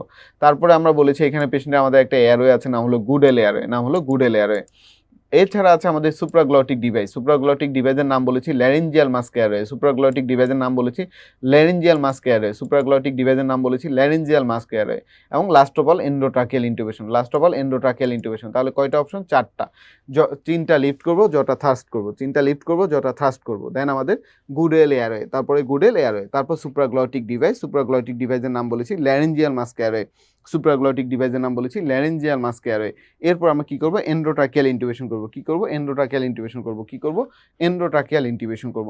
যদি আমাদের কোনো কারণে ফেলড ইন্টিউবেশন হয়, হতে পারে কারো যদি শর্ট নেক থাকে, কারো যদি মারফান সিনড্রোম থাকে, কারো যদি মরবিড অবেসিটি থাকে, তাদের ক্ষেত্রে আমাদের ইন্টিউবেশন ফেলড হতে পারে। তখন আমরা কি করব, fibre optic intubating bronchoscope, fibre optic intubating bronchoscope, fibre optic intubating bronchoscope, fibre optic intubating bronchoscope. এই যে ফাইবার অপটিক ইন্টিউবেটিং ব্রঙ্কোস্কোপের ছবি। ঠিক আছে, একটা পেশেন্টকে যখন আমরা এরকম অ্যানেস্থেসিয়া দিব, তখন তার কী করতে হবে, মাসল রিল্যাক্স রাখতে হবে, মাসল রিল্যাক্স রাখতে হবে। মাসল রিল্যাক্স রাখার জন্য মোস্ট কমনলি আমরা ব্যবহার করি সাক্সামিথোনিয়াম, যেটা একটা ডিপোলারাইজিং এজেন্ট। সাক্সামিথোনিয়াম এটা একটা ডিপোলারাইজিং এজেন্ট। এই যে সাক্সামিথোনিয়াম, যেটা আমাদের অ্যাসিটাইলকোলিন রিসেপ্টরের উপর কাজ করে, নিকোটিনিক রিসেপ্টরের উপর কাজ করে, এটা আমরা দুইটা কমন সাইড ইফেক্ট বলেছি। একটা হলো ম্যালিগনেন্ট হাইপোথার্মিয়া করে, ম্যালিগনেন্ট হাইপোথার্মিয়া করে এবং হাইপার ক্যালিমিয়া করে, ম্যালিগনেন্ট হাইপোথার্মিয়া করে এবং হাইপার ক্যালিমিয়া করে, ম্যালিগনেন্ট হাইপোথার্মিয়া করে এন্ড হাইপার ক্যালিমিয়া করে, ম্যালিগনেন্ট হাইপোথার্মিয়া করে এন্ড হাইপার ক্যালিমিয়া করে। এটা পরীক্ষায় সিনারিও আসে, ম্যালিগনেন্ট হাইপোথার্মিয়া এবং হাইপার ক্যালিমিয়া। দেখা যাচ্ছে একটা পেশেন্ট অপারেশন করা হলো, পোস্ট অপারেটিভ পেশেন্টের নর্মালি হাইপোথার্মিয়া হওয়ার কথা, হচ্ছে হাইপারথার্মিয়া, এবং সেটা ম্যালিগনেন্ট, কোনোভাবেই কন্ট্রোল হচ্ছে না। তখন চিন্তা করতে হবে এটা ডিউ টু ড্রাগ, তার হয়তো যেই সাক্সামিথোনিয়ামটা আমরা দিয়েছি সেটা ওয়াশ আউট হচ্ছে না, এই জন্য পেশেন্টের ম্যালিগনেন্ট হাইপোথার্মিয়া হচ্ছে, ম্যালিগনেন্ট হাইপোথার্মিয়া হচ্ছে, ম্যালিগনেন্ট হাইপোথার্মিয়া সাক্সামিথোনিয়াম হচ্ছে। তাহলে সাক্সামিথোনিয়াম হলো ডিপোলারাইজিং। আমরা যদি ডিপোলারাইজিং ব্যবহার করতে না চাই, তাহলে আমরা ব্যবহার করবো নন ডিপোলারাইজিং। নন ডিপোলারাইজিং এজেন্টের মধ্যে আমাদের বিভিন্ন রকমের ড্রাগের নাম আমরা অলরেডি বলেছি, বিভিন্ন রকম ড্রাগের নাম আমরা বলেছি, বাট মোস্ট কমনলি আমরা যেটা ব্যবহার করতে পারি সেটা হলো রোকিউরিনিয়াম। মোস্ট কমনলি আমরা ব্যবহার করতে পারি রোকিউরিনিয়াম, মোস্ট কমনলি ব্যবহার করতে পারি রোকিউরিনিয়াম, মোস্ট কমনলি ব্যবহার করতে পারি রোকিউরিনিয়াম। রোকিউরিনিয়াম ছাড়াও আমরা ব্যবহার করতে পারি বিক্রিয়াম, অ্যাট্রাকিউরিয়াম, বিক্রিয়াম, অ্যাট্রাকিউরিয়াম, বিক্রিয়াম, অ্যাট্রাকিউরিয়াম, বিক্রিয়াম, অ্যাট্রাকিউরিয়াম। তাহলে মোস্ট কমনলি আমরা ইউজুয়ালি ব্যবহার করি suxamethonium, which is a depolarising agent, but it has some side effects, malignant hyperthermia and hyperkalaemia, malignant hyperthermia and hyperthermia. So alternative হিসেবে আমরা ব্যবহার করতে পারি রোকিউরিনিয়াম, অল্টারনেটিভ হিসেবে আমরা ব্যবহার করতে পারি রোকিউরিনিয়াম, অল্টারনেটিভ হিসেবে আমরা ব্যবহার করতে পারি রোকিউরিনিয়াম। এছাড়া আমরা ব্যবহার করতে পারি বিক্রিয়াম, বিক্রিয়াম অ্যান্ড অ্যাট্রাকিউরিয়াম, বিক্রিয়াম অ্যান্ড অ্যাট্রাকিউরিয়াম, বিক্রিয়াম অ্যান্ড অ্যাট্রাকিউরিয়াম। ঠিক আছে, ওকে। এরপরে দেখেন, ঠিক আছে, আমরা এখানে করলাম, আমরা জেনারেল অ্যানেস্থেসিয়া দেওয়া শেষ, আমাদের সব পেশেন্ট ভালো আছে। এরপর এই পেশেন্টগুলোকে আমরা মনিটর করব। টিপিক্যালি যে মনিটরগুলো আমরা পেশেন্টের পাশে দেখতে পাই, ওই মনিটরগুলো ইসিজি, ব্লাড প্রেশার, তার অক্সিজেন কনসেন্ট্রেশন কেমন হচ্ছে, স্যাচুরেশন কেমন হচ্ছে, এগুলো আমরা দেখতে পারি। ঠিক আছে, এরপর আসি লোকাল অ্যানেস্থেসিয়া। লোকাল অ্যানেস্থেসিয়া আমি 4টা ড্রাগের নাম মূলত মনে রাখতে বলেছি। ফার্স্ট অফ অল আমি সিরিয়ালও বলেছি, বুপিভ্যাকেন, সবার প্রথমে বলেছি বুপিভ্যাকেন, তারপর হলো লিডোকেন বা লিগনোকেন যাই বলি আমরা, তারপর হলো আমি বলেছি প্রিলোকেন। এই তিনটা আমাদের মূলত মনে রাখতে হবে, এই তিনটা আমাদের মূলত মনে রাখতে হবে। ঠিক আছে, মনে রাখতে হবে।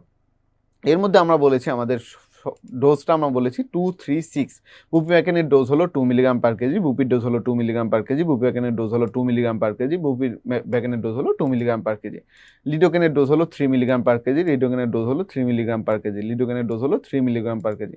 আর আমাদের প্রাইলোকেন বা প্রিলোকেন যাই বলেন, সেটার ডোজ হলো 6 মিলিগ্রাম পার কেজি। তাহলে 2, 3, 6 বুপিভ্যাকেন, বুপিভ্যাকেন, লিগনোকেন, বুপিভ্যাকেন, লিগনোকেন, প্রিলোকেন। আরেকটা আছে রফিভ্যাকেন, আরেকটা হলো রফিভ্যাকেন। তাহলে সবার প্রথম হলো বুপিভ্যাকেন, ডোজ হলো 2 মিলিগ্রাম পার কেজি। তারপর হলো পেশেন্টে আমরা ব্যবহার করতে পারি লিগনোকেন, তার ডোজ হলো 3 মিলিগ্রাম পার কেজি। তারপর হলো প্রিলোকেন, তার ডোজ হলো 6 মিলিগ্রাম পার কেজি। ঠিক আছে, এর মধ্যে আমরা বলেছি বুপিভ্যাকেনের একটাই সমস্যা, এটা হলো কার্ডিওটক্সিক ড্রাগ, এটা হলো কার্ডিওটক্সিক ড্রাগ, এটা হলো কার্ডিওটক্সিক ড্রাগ। এর কার্ডিওটক্সিক প্রিভেন্ট করার জন্য আমাদের হাতে অনেকগুলো অপশন আছে। আমরা চাইলে বুপিভ্যাকেনের পরিবর্তে আমরা ব্যবহার করতে পারি লেভোবুপিভ্যাকেন, অথবা ব্যবহার করতে পারি রফিভ্যাকেন, অথবা ব্যবহার করতে পারি রফিভ্যাকেন। রফিভ্যাকেন সবচেয়ে লেস কার্ডিওটক্সিক ড্রাগ, রফিভ্যাকেন সবচেয়ে লেস কার্ডিওটক্সিক ড্রাগ, সবচেয়ে লেস কার্ডিওটক্সিক ড্রাগ হলো রফিভ্যাকেন। প্রিলোকেন খুবই ভালো ড্রাগ, বাট প্রিলোকেনের একটা সমস্যা আছে, এটা মিথ হিমোগ্লোবিন এমিয়া করে, মিথ হিমোগ্লোবিন এমিয়া করে, মিথ হিমোগ্লোবিন এমিয়া করে। জেনে রাখা, যদি পরীক্ষায় কঠিন প্রশ্ন চলে আসে সেজন্য। এই বক্স থেকে টানা 3টা এফসিএস পরীক্ষায় প্রশ্ন আসে, এই যে লোকাল অ্যানেস্থেসিয়ার এই বক্স থেকে টানা 3টা পরীক্ষায় এসবি আসছে। তাহলে আমরা লোকাল অ্যানেস্থেসিয়ার 4টা নাম মনে রাখবো, সবার 1টা 2টা করে পয়েন্ট। ফার্স্ট অফ অল আমি বললাম যে bupivacaine, lidocaine, prilocaine, bupivacaine, lidocaine, prilocaine, ropivacaine, bupivacaine, lidocaine, prilocaine, ropivacaine. বুপির ডোজ হলো 2 মিলিগ্রাম পার কেজি, লিডোকেনের ডোজ হলো 3 মিলিগ্রাম পার কেজি অ্যান্ড প্রিলোকেনের ডোজ হলো 6 মিলিগ্রাম পার কেজি।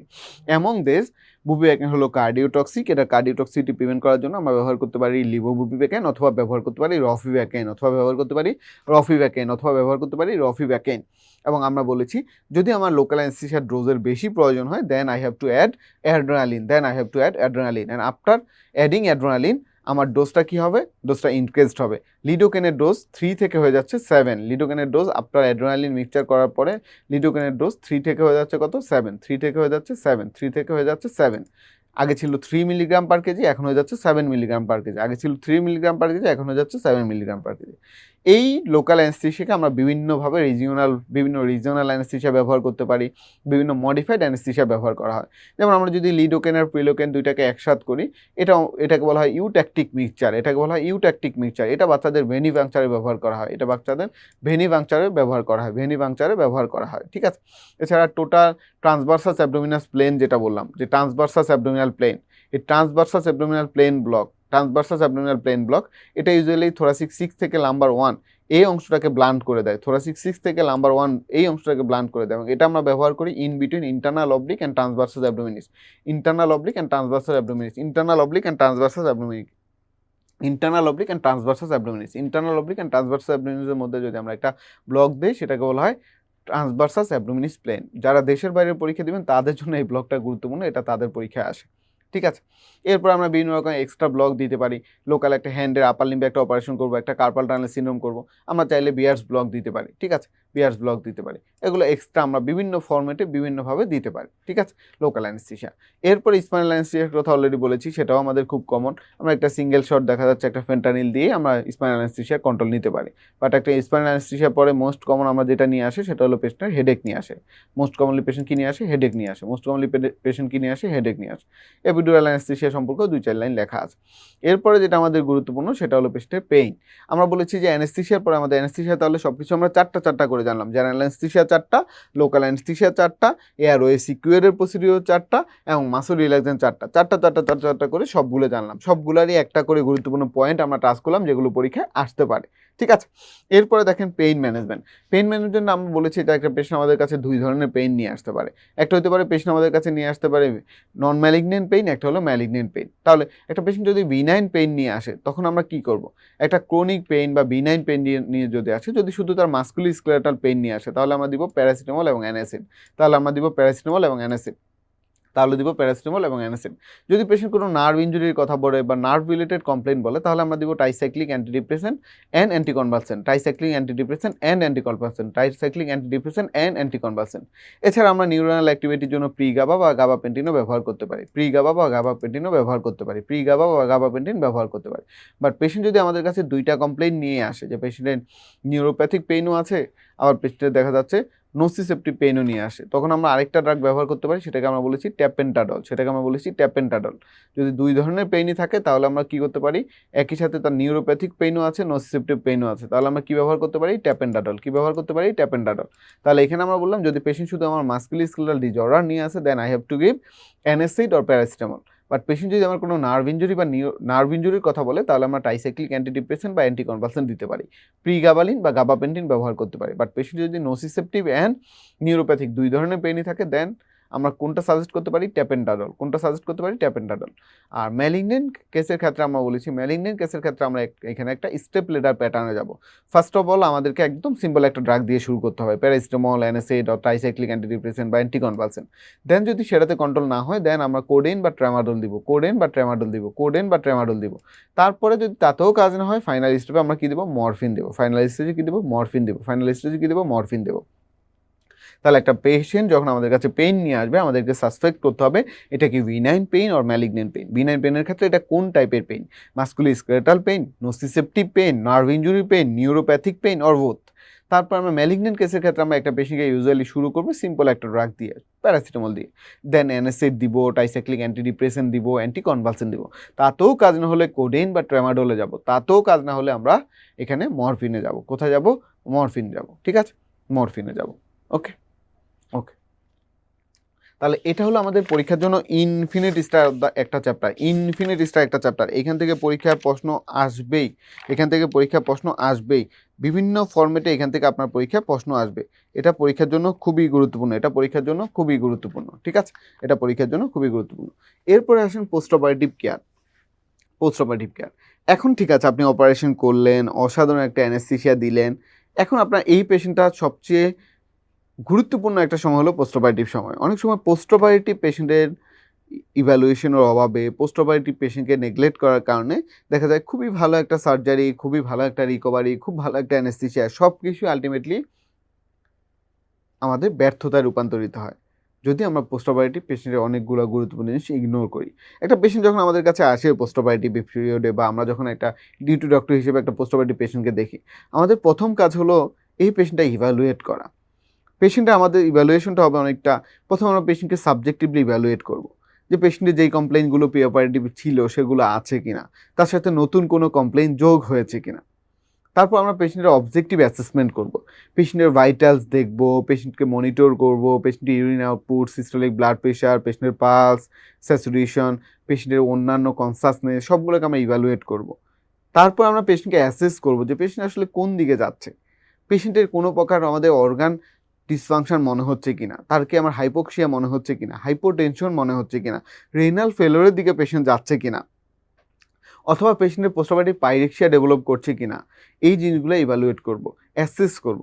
দেন আমরা অ্যাকর্ডিংলি প্ল্যান করব যে আমার এখন কি করা উচিত, কোন ইনভেস্টিগেশনটা এখন আমার দেওয়া উচিত, কোন ট্রিটমেন্ট প্রটোকলটা ফলো করা উচিত। এই যে সাবজেক্টিভ অবজেক্টিভ অ্যাসেসমেন্ট প্ল্যান, এই পদ্ধতিকে একটা পেশেন্টকে আমাদেরকে পোস্ট অপারেটিভ ইভ্যালুয়েট করা দরকার। একটা patient post operative different type of complication নিয়ে আসতে পারে। পোস্ট অপারেটিভ পেশেন্টের কমপ্লিকেশনগুলোকে আমরা ইউজুয়ালি 3 ভাগে ভাগ করি। যে একটা পেশেন্ট হয়তো জেনারেল কিছু কমপ্লিকেশন নিয়ে আসতে পারে, যে general systemic complication. Systemic complication কেমন? দেখা যাচ্ছে একটা পেশেন্ট পোস্ট অপারেটিভে আছে, পোস্ট অপারেটিভ পেশেন্টের রেসপিরেটরি কম্প্রোমাইজ থাকতে পারে, স্যাচুরেশনটা কমে যাচ্ছে। কেন কমে যাচ্ছে? হয়তো দেখা যাচ্ছে তার ল্যারিঙ্গোস্পাজম হচ্ছে, অথবা তাকে যেই ড্রাগগুলো আমরা ব্যবহার করেছি জিএ বা মাসল রিল্যাক্সেশনের জন্য সেগুলো রেসিডুয়াল ইফেক্টের জন্য হতে পারে, অথবা দেখা যাচ্ছে নেক্সট সার্জারিতে তার রিয়েকশনের হেমোরেজ হয়েছে, টেনশন হেমাটোমা, সেটার জন্যও কিন্তু পেশেন্টের পোস্ট অপারেটিভ আমাদের স্যাচুরেশন কমে যেতে পারে। ওকে, না সব ভালো আছে, মেনে নিলাম। এবার আমরা কার্ডিওভাস্কুলার দেখলাম যে একটা পেশেন্ট পোস্ট অপারেটিভ হাইপোটেনশন হয়ে গেছে, হয়তো তার প্রিভিয়াস কোনো হাইপোভলিউমার কারণ হতে পারে, অথবা পেশেন্ট পোস্ট অপারেটিভ কমপ্লিকেশন কারণেও হাইপোটেনসিভ হতে পারে, সেপসিসের জন্য হতে পারে, এটা আমরা দেখলাম। আবার দেখলাম যে না, পেশেন্ট পোস্ট অপারেটিভ দেখা যাচ্ছে পেশেন্টের ট্যাকিকার্ডিয়া হচ্ছে, হাইপোটেনশন, হাইপোভলিউমা, হাইপোক্যালেমিয়া, এই অনেকগুলো কারণ দেখা যাচ্ছে পোস্ট অপারেটিভ পেশেন্টের ট্যাকিকার্ডিয়া হতে পারে, ডিসরাথমিয়া হতে পারে, খুবই ডেঞ্জারাস জিনিস। এবার দেখলেন না, আপনি দেখলেন যে পোস্ট অপারেটিভ ইভ্যালুয়েশন করছেন, সবই ভালো, পাস বিবি ভালোই মনে হচ্ছে, কিন্তু দেখলেন যে ইউরিন আউটপুট কমে গেছে। কেন হতে পারে? অ্যাকিউট কিডনি ইনজুরির জন্য অথবা অ্যাকিউট রেনাল ফেলিওরের জন্য। অ্যাকিউট কিডনি ইনজুরি বা অ্যাকিউট রেনাল ফেলিওর কেন হতে পারে? বিভিন্ন কারণে। যদি তার প্রি রেনাল কজ চিন্তা করি, যে পেশেন্টের যদি আগে থেকে হাইপোটেনশন থাকে, হাইপোভলিউমিয়া থাকে, সেপসিস থাকে, কার্ডিয়াক ফেইলার থাকে, কার্ডিয়াক আউটপুট কম থাকে, কার্ডিয়াক কোনো ডিজিজ থাকে, এই কারণে পেশেন্টের প্রি রেনাল কজের কারণে অ্যাকিউট রেনাল ফেলিওর হতে পারে। আবার দেখা যাচ্ছে পেশেন্টের কোনো নেপ্রোটক্সিক ড্রাগ খেয়েছে, পেশেন্টের মায়োগ্লোবিনিয়ার হিস্ট্রি আছে, সেপসিসের হিস্ট্রি আছে, এদের রেনাল কজের কারণেও পেশেন্ট রেনাল ফেলিওর হতে পারে। আবার দেখা যাচ্ছে কারো kidney okay, but post renal যে pathway, urinary bladder, ureter, urethra, এই জায়গাগুলোতে কোথাও কোনো টিউমার, কোথাও কোনো অবস্ট্রাকশন আছে, তাহলে কিন্তু পোস্ট রেনাল কজের কারণে পেশেন্টের রেনাল ফেলিওর হতে পারে। আমি দেখলাম না, ঠিক আছে, আমার জেনারেলাইজড সিস্টেমিকগুলো ওকে। তারপর আমি দেখলাম যে পেশেন্টের কিছু জেনারেল কমপ্লিকেশন হতে পারে। একটা পেশেন্ট পোস্ট অপারেটিভ পাইরিক্সিয়া ডেভেলপ করতে পারে, অ্যাবাউট 40% পেশেন্টের পোস্ট অপারেটিভ পাইরিক্সিয়া ডেভেলপ করে, বাট ম্যাক্সিমামের ক্ষেত্রে সেটা হলো ফিজিওলজি। দেখা যায় পোস্ট অপারেটিভ পেশেন্টের বডিতে কিছু ইন্টারলিউকিন সিক্রেশন হয়, ইন্টারলিউকিন 1, 6, 8, টিউমার নেক্রোসিস ফ্যাক্টর, তারা হাইপোথ্যালামাসকে স্টিমুলেট করে, দেন পেশেন্টের পাইরিক্সিয়া হয়, হতে পারে। আবার যখন এটা দেখবো যে আমার এই পাইরেক্সিয়াটা পারসিস্ট করছে, দেখা যাচ্ছে প্রথম দিন হয়েছে, আমি ফিজিওলজিক্যাল চিন্তা করলাম, বাট এটা 2 দিন, 3 দিন, 4 দিন পারসিস্ট করছে, তখন আমাকে চিন্তা করতে হবে পেশেন্টের কি অ্যাটিলেকটিসিস হয়েছে কিনা, ইউটিআই হচ্ছে কিনা, আরটিআই হচ্ছে কিনা, ওন ইনফেকশন হচ্ছে কিনা, অথবা কোনো drug reaction, transmission reaction or DBT হচ্ছে কিনা। পোস্ট অপারেটিভ একটা পেশেন্ট আমার কাছে আছে, আমি দেখলাম যে 5 দিন পরে পেশেন্ট হঠাৎ করে বললো যে তার যে ওন, সেখান থেকে একটা সেরোসেঙ্গুনাস ডিসচার্জ বের হচ্ছে। তাহলে আমাকে সাসপেক্ট করতে হবে এটা একটা এই পেশেন্টটার ওন ডেসেন্স হচ্ছে। এই একটা 5 থেকে 8 post operative day, 5 to 8 post operative ডেতে যখন কোনো পেশেন্ট সেরোস্যাঙ্গুইনাস ডিসচার্জের কমপ্লেন করে, আমাকে ফার্স্ট অফ অল সাসপেক্ট করতে হবে যে এটা ওন ডেসেন্স। বিভিন্ন ফ্যাক্টর থাকে পেশেন্টের, local factor, systemic factor, patient হয়তো কোনো সিস্টেমিক ইলনেস আছে, ডায়াবেটিক পেশেন্ট হয়তো বা মেল নারিশ পেশেন্ট, এই পেশেন্টগুলোর ক্ষেত্রে এরকম ওন ডেসেন্স হতে পারে। ঠিক আছে, এই যে কেয়ারগুলো এগুলো আমাদের নিতে হবে। আবার হতে পারে যে পেশেন্টের সার্জারি স্পেসিফিক কমপ্লিকেশন, একটা অ্যাবডোমিনাল সার্জারি হয়েছে, ভালভ সার্জারি হয়েছে, পোস্ট অপারেটিভ পেশেন্ট সবার প্রথম দেখা যায় যে কমপ্লেনটা করে সেটা হলো প্যারালাইটিক আইলিয়াস। তার প্যারালাইটিক আইলিয়াস, তার গাট একদম ইমোটাইল হয়ে গেছে। এই যে প্যারালাইটিক আইলিয়াস, পোস্ট অপারেটিভ গাট সার্জারি বা বাউল সার্জারি মোস্ট কমন কমপ্লিকেশন হলো প্যারালাইটিক আইলিয়াস। একটা অর্থোপেডিক্সের সার্জারি করার পর পেশেন্ট কম্পার্টমেন্ট সিনড্রোম নিয়ে আপনার কাছে প্রেজেন্ট করতে পারে, কম্পার্টমেন্ট সিনড্রোম নিয়ে আপনার কাছে পেশেন্ট করতে পারে। এগুলো কিন্তু ইমার্জেন্সি, পেশেন্টগুলো আমাদের ইমার্জেন্সিলি ম্যানেজ করতে হবে, ইমার্জেন্সি আমাদের এই পেশেন্টগুলোকে ম্যানেজ করতে হবে। তাহলে একটা পোস্ট অপারেটিভ কেয়ার কিন্তু very much important. Post operative কেয়ারে একটা পেশেন্ট, আমরা যখন একটা পোস্ট অপারেটিভ পেশেন্ট দেখবো, এবং আমাদেরকে সবসময় পোস্ট অপারেটিভ পেশেন্টের ক্ষেত্রে প্রেডিক্ট করতে হবে যে এটা কী সার্জারি করলাম। আপনি যখন একটা হেডনেক বা ইএনটি ওয়ার্ডে ডিউটিতে আছেন, ইএনটি একটা কেস করবেন বা আপনি একজন ইএনটি সার্জন, আপনাকে সবসময় মাথায় রাখতে হবে এই পেশেন্টের রিয়েকশনের হেমাটোমা হতে পারে, এই পেশেন্টের টেনশন হেমাটোমা হতে পারে, এই পেশেন্ট হাইপোক্সিয়া হতে পারে, এই পেশেন্টের হাইপোভেন্টিলেশন হতে পারে, হাইপোটেনশন হতে পারে। এই জিনিসগুলো মাথায় রাখতে হবে। যখন আপনি একজন অর্থোপেডিক সার্জন, আপনার অবশ্যই মাথায় রাখতে হবে পেশেন্টের কম্পার্টমেন্ট সিনড্রোম ডেভেলপ করতে পারে। কম্পার্টমেন্ট সিনড্রোমের কারণে পেশেন্টের মায়োগ্লোবিন এরর হতে পারে, মায়োগ্লোবিন এরর থেকে পেশেন্ট রেনাল ফেলিওরে যেতে পারে। এই যে জিনিসগুলো আমাদের মাথায় রাখতে হবে, ঠিক আছে? তাহলে এইগুলো পরীক্ষার জন্য খুবই গুরুত্বপূর্ণ। ওকে, এখান থেকে খুব মজার সিনারিও আসে মূল পরীক্ষায়। দেখা যায় একদম টিপিক্যাল একটা সার্জারি হিস্ট্রি দিয়ে এখন বলে যে এটা কেন হয়েছে, মোস্ট কমন কমপ্লিকেশন কি, আর কি কি হতে পারে, ঠিক আছে? এগুলো আমাদের জন্য খুবই গুরুত্বপূর্ণ। এখন আসে আমরা এই পেশেন্টকে যখন আমরা অপারেশন করি, অপারেশন করার পর আমরা পেশেন্টকে পোস্ট অপারেটিভ রিকভারি ইউনিটে নিয়ে যাই, পোস্ট অ্যানেস্থেসিয়া কেয়ার ইউনিট বা পোস্ট অপারেটিভ রিকভারি ইউনিট, এখানে নিয়ে যাই। এখানে পেশেন্ট 24 থেকে 48 ঘন্টার মতো থাকে এবং এখানে আমরা পেশেন্টের এই ভাইটালসগুলো ইভ্যালুয়েট করি।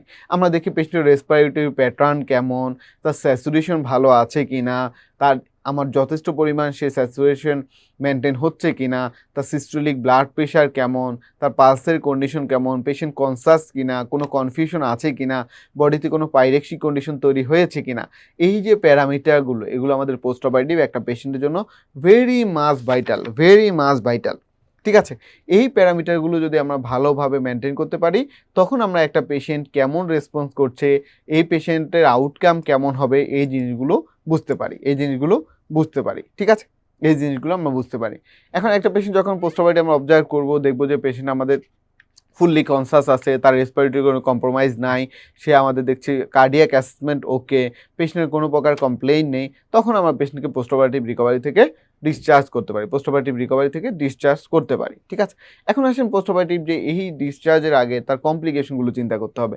একটা পেশেন্ট যখন পোস্ট অপারেটিভ আমাদের কাছে আসে, সবার আগে আমাদের যেটা নিয়ে সবচেয়ে বেশি মাথায় টেনশন থাকে সেটা হলো রেসপিরেটরি। কারণ এই স্যাচুরেশন কমে যাওয়া খুব ডেঞ্জারাস জিনিস, খুবই ডেঞ্জারাস জিনিস। তাহলে আমাকে দেখতে হবে যে রেসপিরেটরি পেশেন্টে আমাদের ইমিডিয়েট রেসপিরেটরি কমপ্লিকেশন আমাদের দেখি সবার আগে যেটা হয় upper air obstruction, commonest post operative complication upper air obstruction. এবং মোস্ট কমন যেটা হয় সেটা হলো ল্যারিঙ্গোস্পাজম যদি হয় তাহলে পেশেন্টের আপার এয়ার অবস্ট্রাকশন হবে, স্যাচুরেশন ফল করবে, খুব দ্রুত রেসপিরেটরি ফেলিওর হয়ে যাবে।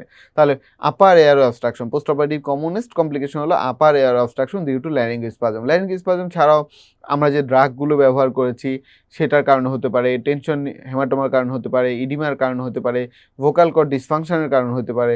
এই কারণে পেশেন্টের পোস্ট অপারেটিভ এয়ারওয়ে কম্প্রোমাইজ থাকতে পারে, আপার এয়ারওয়ে অবস্ট্রাকশন হতে পারে, ঠিক আছে? আপার এয়ারওয়ে অবস্ট্রাকশন হতে পারে। তাহলে একটা পেশেন্টের রেসপিরেটরির মধ্যে আমাদের মাথায় রাখতে হবে upper airway obstruction due to laryngospasm or residual drug effect or soft tissue oedema or haematoma. পেশেন্টের আমাদের যে ড্রাগগুলো তার যদি ইফেক্ট লম্বা সময় থেকে যায়, পেশেন্টের হাইপোভেন্টিলেশন হবে। এটাও আমাদের মাথায় রাখতে হবে। পেশেন্টের হাইপোক্সিমিয়া ডেভেলপ করতে পারে, ঠিক আছে? আচ্ছা, এরপরে দেখেন রেসপিরেটরির পরে যদি আমরা চিন্তা করি কার্ডিওভাস্কুলার কমপ্লিকেশনের আরও রিস্কি। কার্ডিওভাস্কুলার একটা পেশেন্ট পোস্ট অপারেটিভ আমাদের দেখছি যে পোস্ট অপারেটিভ হাইপোটেনশন ডেভেলপ করছে। কেন হাইপোটেনশন ডেভেলপ করতে পারে? হাইপোভলিমিয়ার জন্য করতে পারে। তার যদি কোনো মায়োকার্ডিয়াল ইম্পেয়ারমেন্ট থাকে সেই কারণে পেশেন্টের কী হতে পারে? হাইপোটেনশন ডেভেলপ করতে পারে। কী টেনশন ডেভেলপ করতে পারে? হাইপোটেনশন ডেভেলপ করতে পারে। হাইপোভলিমিয়া অথবা মায়োকার্ডিয়াল ইম্পেয়ারমেন্টের জন্য পেশেন্ট হাইপোভলিমিয়া ডেভেলপ করতে পারে। হাইপোভলিমিয়া এইটা ছাড়াও আমাদের হাইপোটেনশন আরও বিভিন্ন কারণ হতে পারে। পেশেন্ট যদি ব্লিডিং থাকে, সেপসিস থাকে, পেশেন্টের যদি অ্যারিথমিয়া থাকে, টেনশন নিউমোথরাক্স থাকে, পেরিকার্ডিয়াল টেম্পোনেট থাকে, সেক্ষেত্রেও পেশেন্টের আমাদের পোস্ট অপারেটিভ হাইপোটেনশন ডেভেলপ করতে পারে, ঠিক আছে? হাইপারটেনশন খুব rare, hypertension post operative rare বলতে আমাদের টিপিক্যাল পেশেন্টদের, হাইপোটেনসিভ পেশেন্টের ক্ষেত্রে খুব কম, বাট হাইপারটেনসিভ পেশেন্টের ক্ষেত্রে পোস্ট অপারেটিভ হাইপারটেনশনও কমন।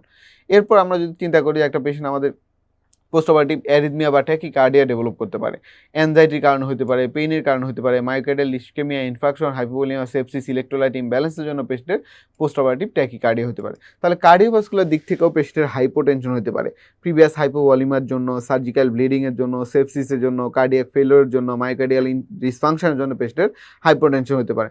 পেশেন্টের ট্যাকিকার্ডিয়া ডেভেলপ করতে পারে, ট্যাকিকার্ডিয়া ডেভেলপ করলে আমরা চিন্তা করবো অ্যাংজাইটির জন্য, পেইনের জন্য, myocardial infarction, hypovolaemia, sepsis, electrolyte imbalance, এই কারণে পেশেন্টের ট্যাকিকার্ডিয়া ডেভেলপ করতে পারে। এই কারণে পেশেন্টের কী করতে পারে? ট্যাকিকার্ডিয়া ডেভেলপ করতে পারে।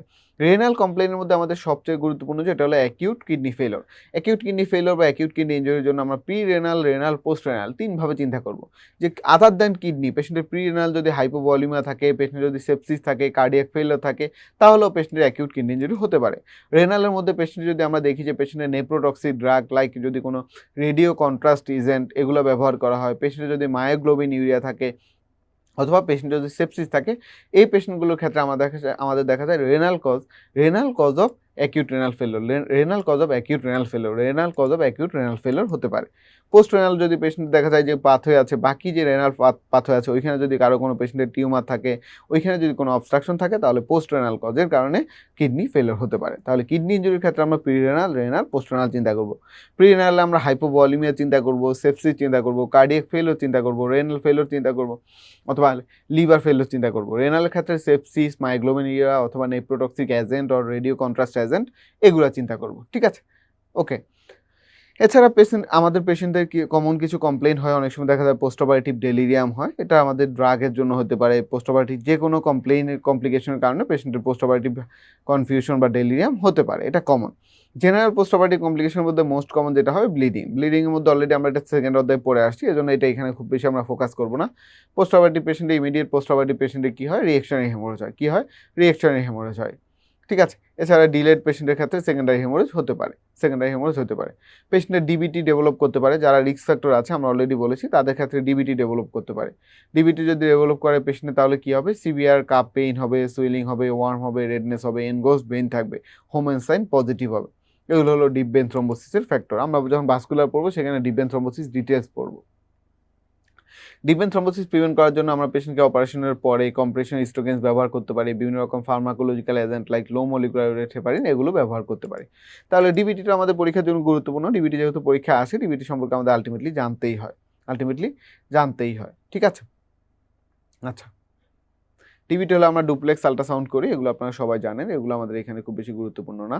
পেশেন্ট আরও একটা খুব রিস্কি কমপ্লিকেশন ডেভেলপ করতে পারে, সেটা হলো আমাদের পালমারি এম্বোলাস। ডিবিটি বা বিভিন্ন কারণে যদি আমাদের থ্রোম্বাসটা আরও বেশি চলে যায় এবং থ্রোম্বাসটা আলটিমেটলি গিয়ে যদি আমাদের পালমারি এম্বোলাসে রূপান্তরিত হয়, এটা মানে একটা বলা যায় ডেডলি কন্ডিশন তৈরি হয়। এখানে পেশেন্ট ইউজুয়ালি ডিসনিয়া কাপ এবং ফ্লুয়াইটিক চেস্ট পেন নিয়ে আসে।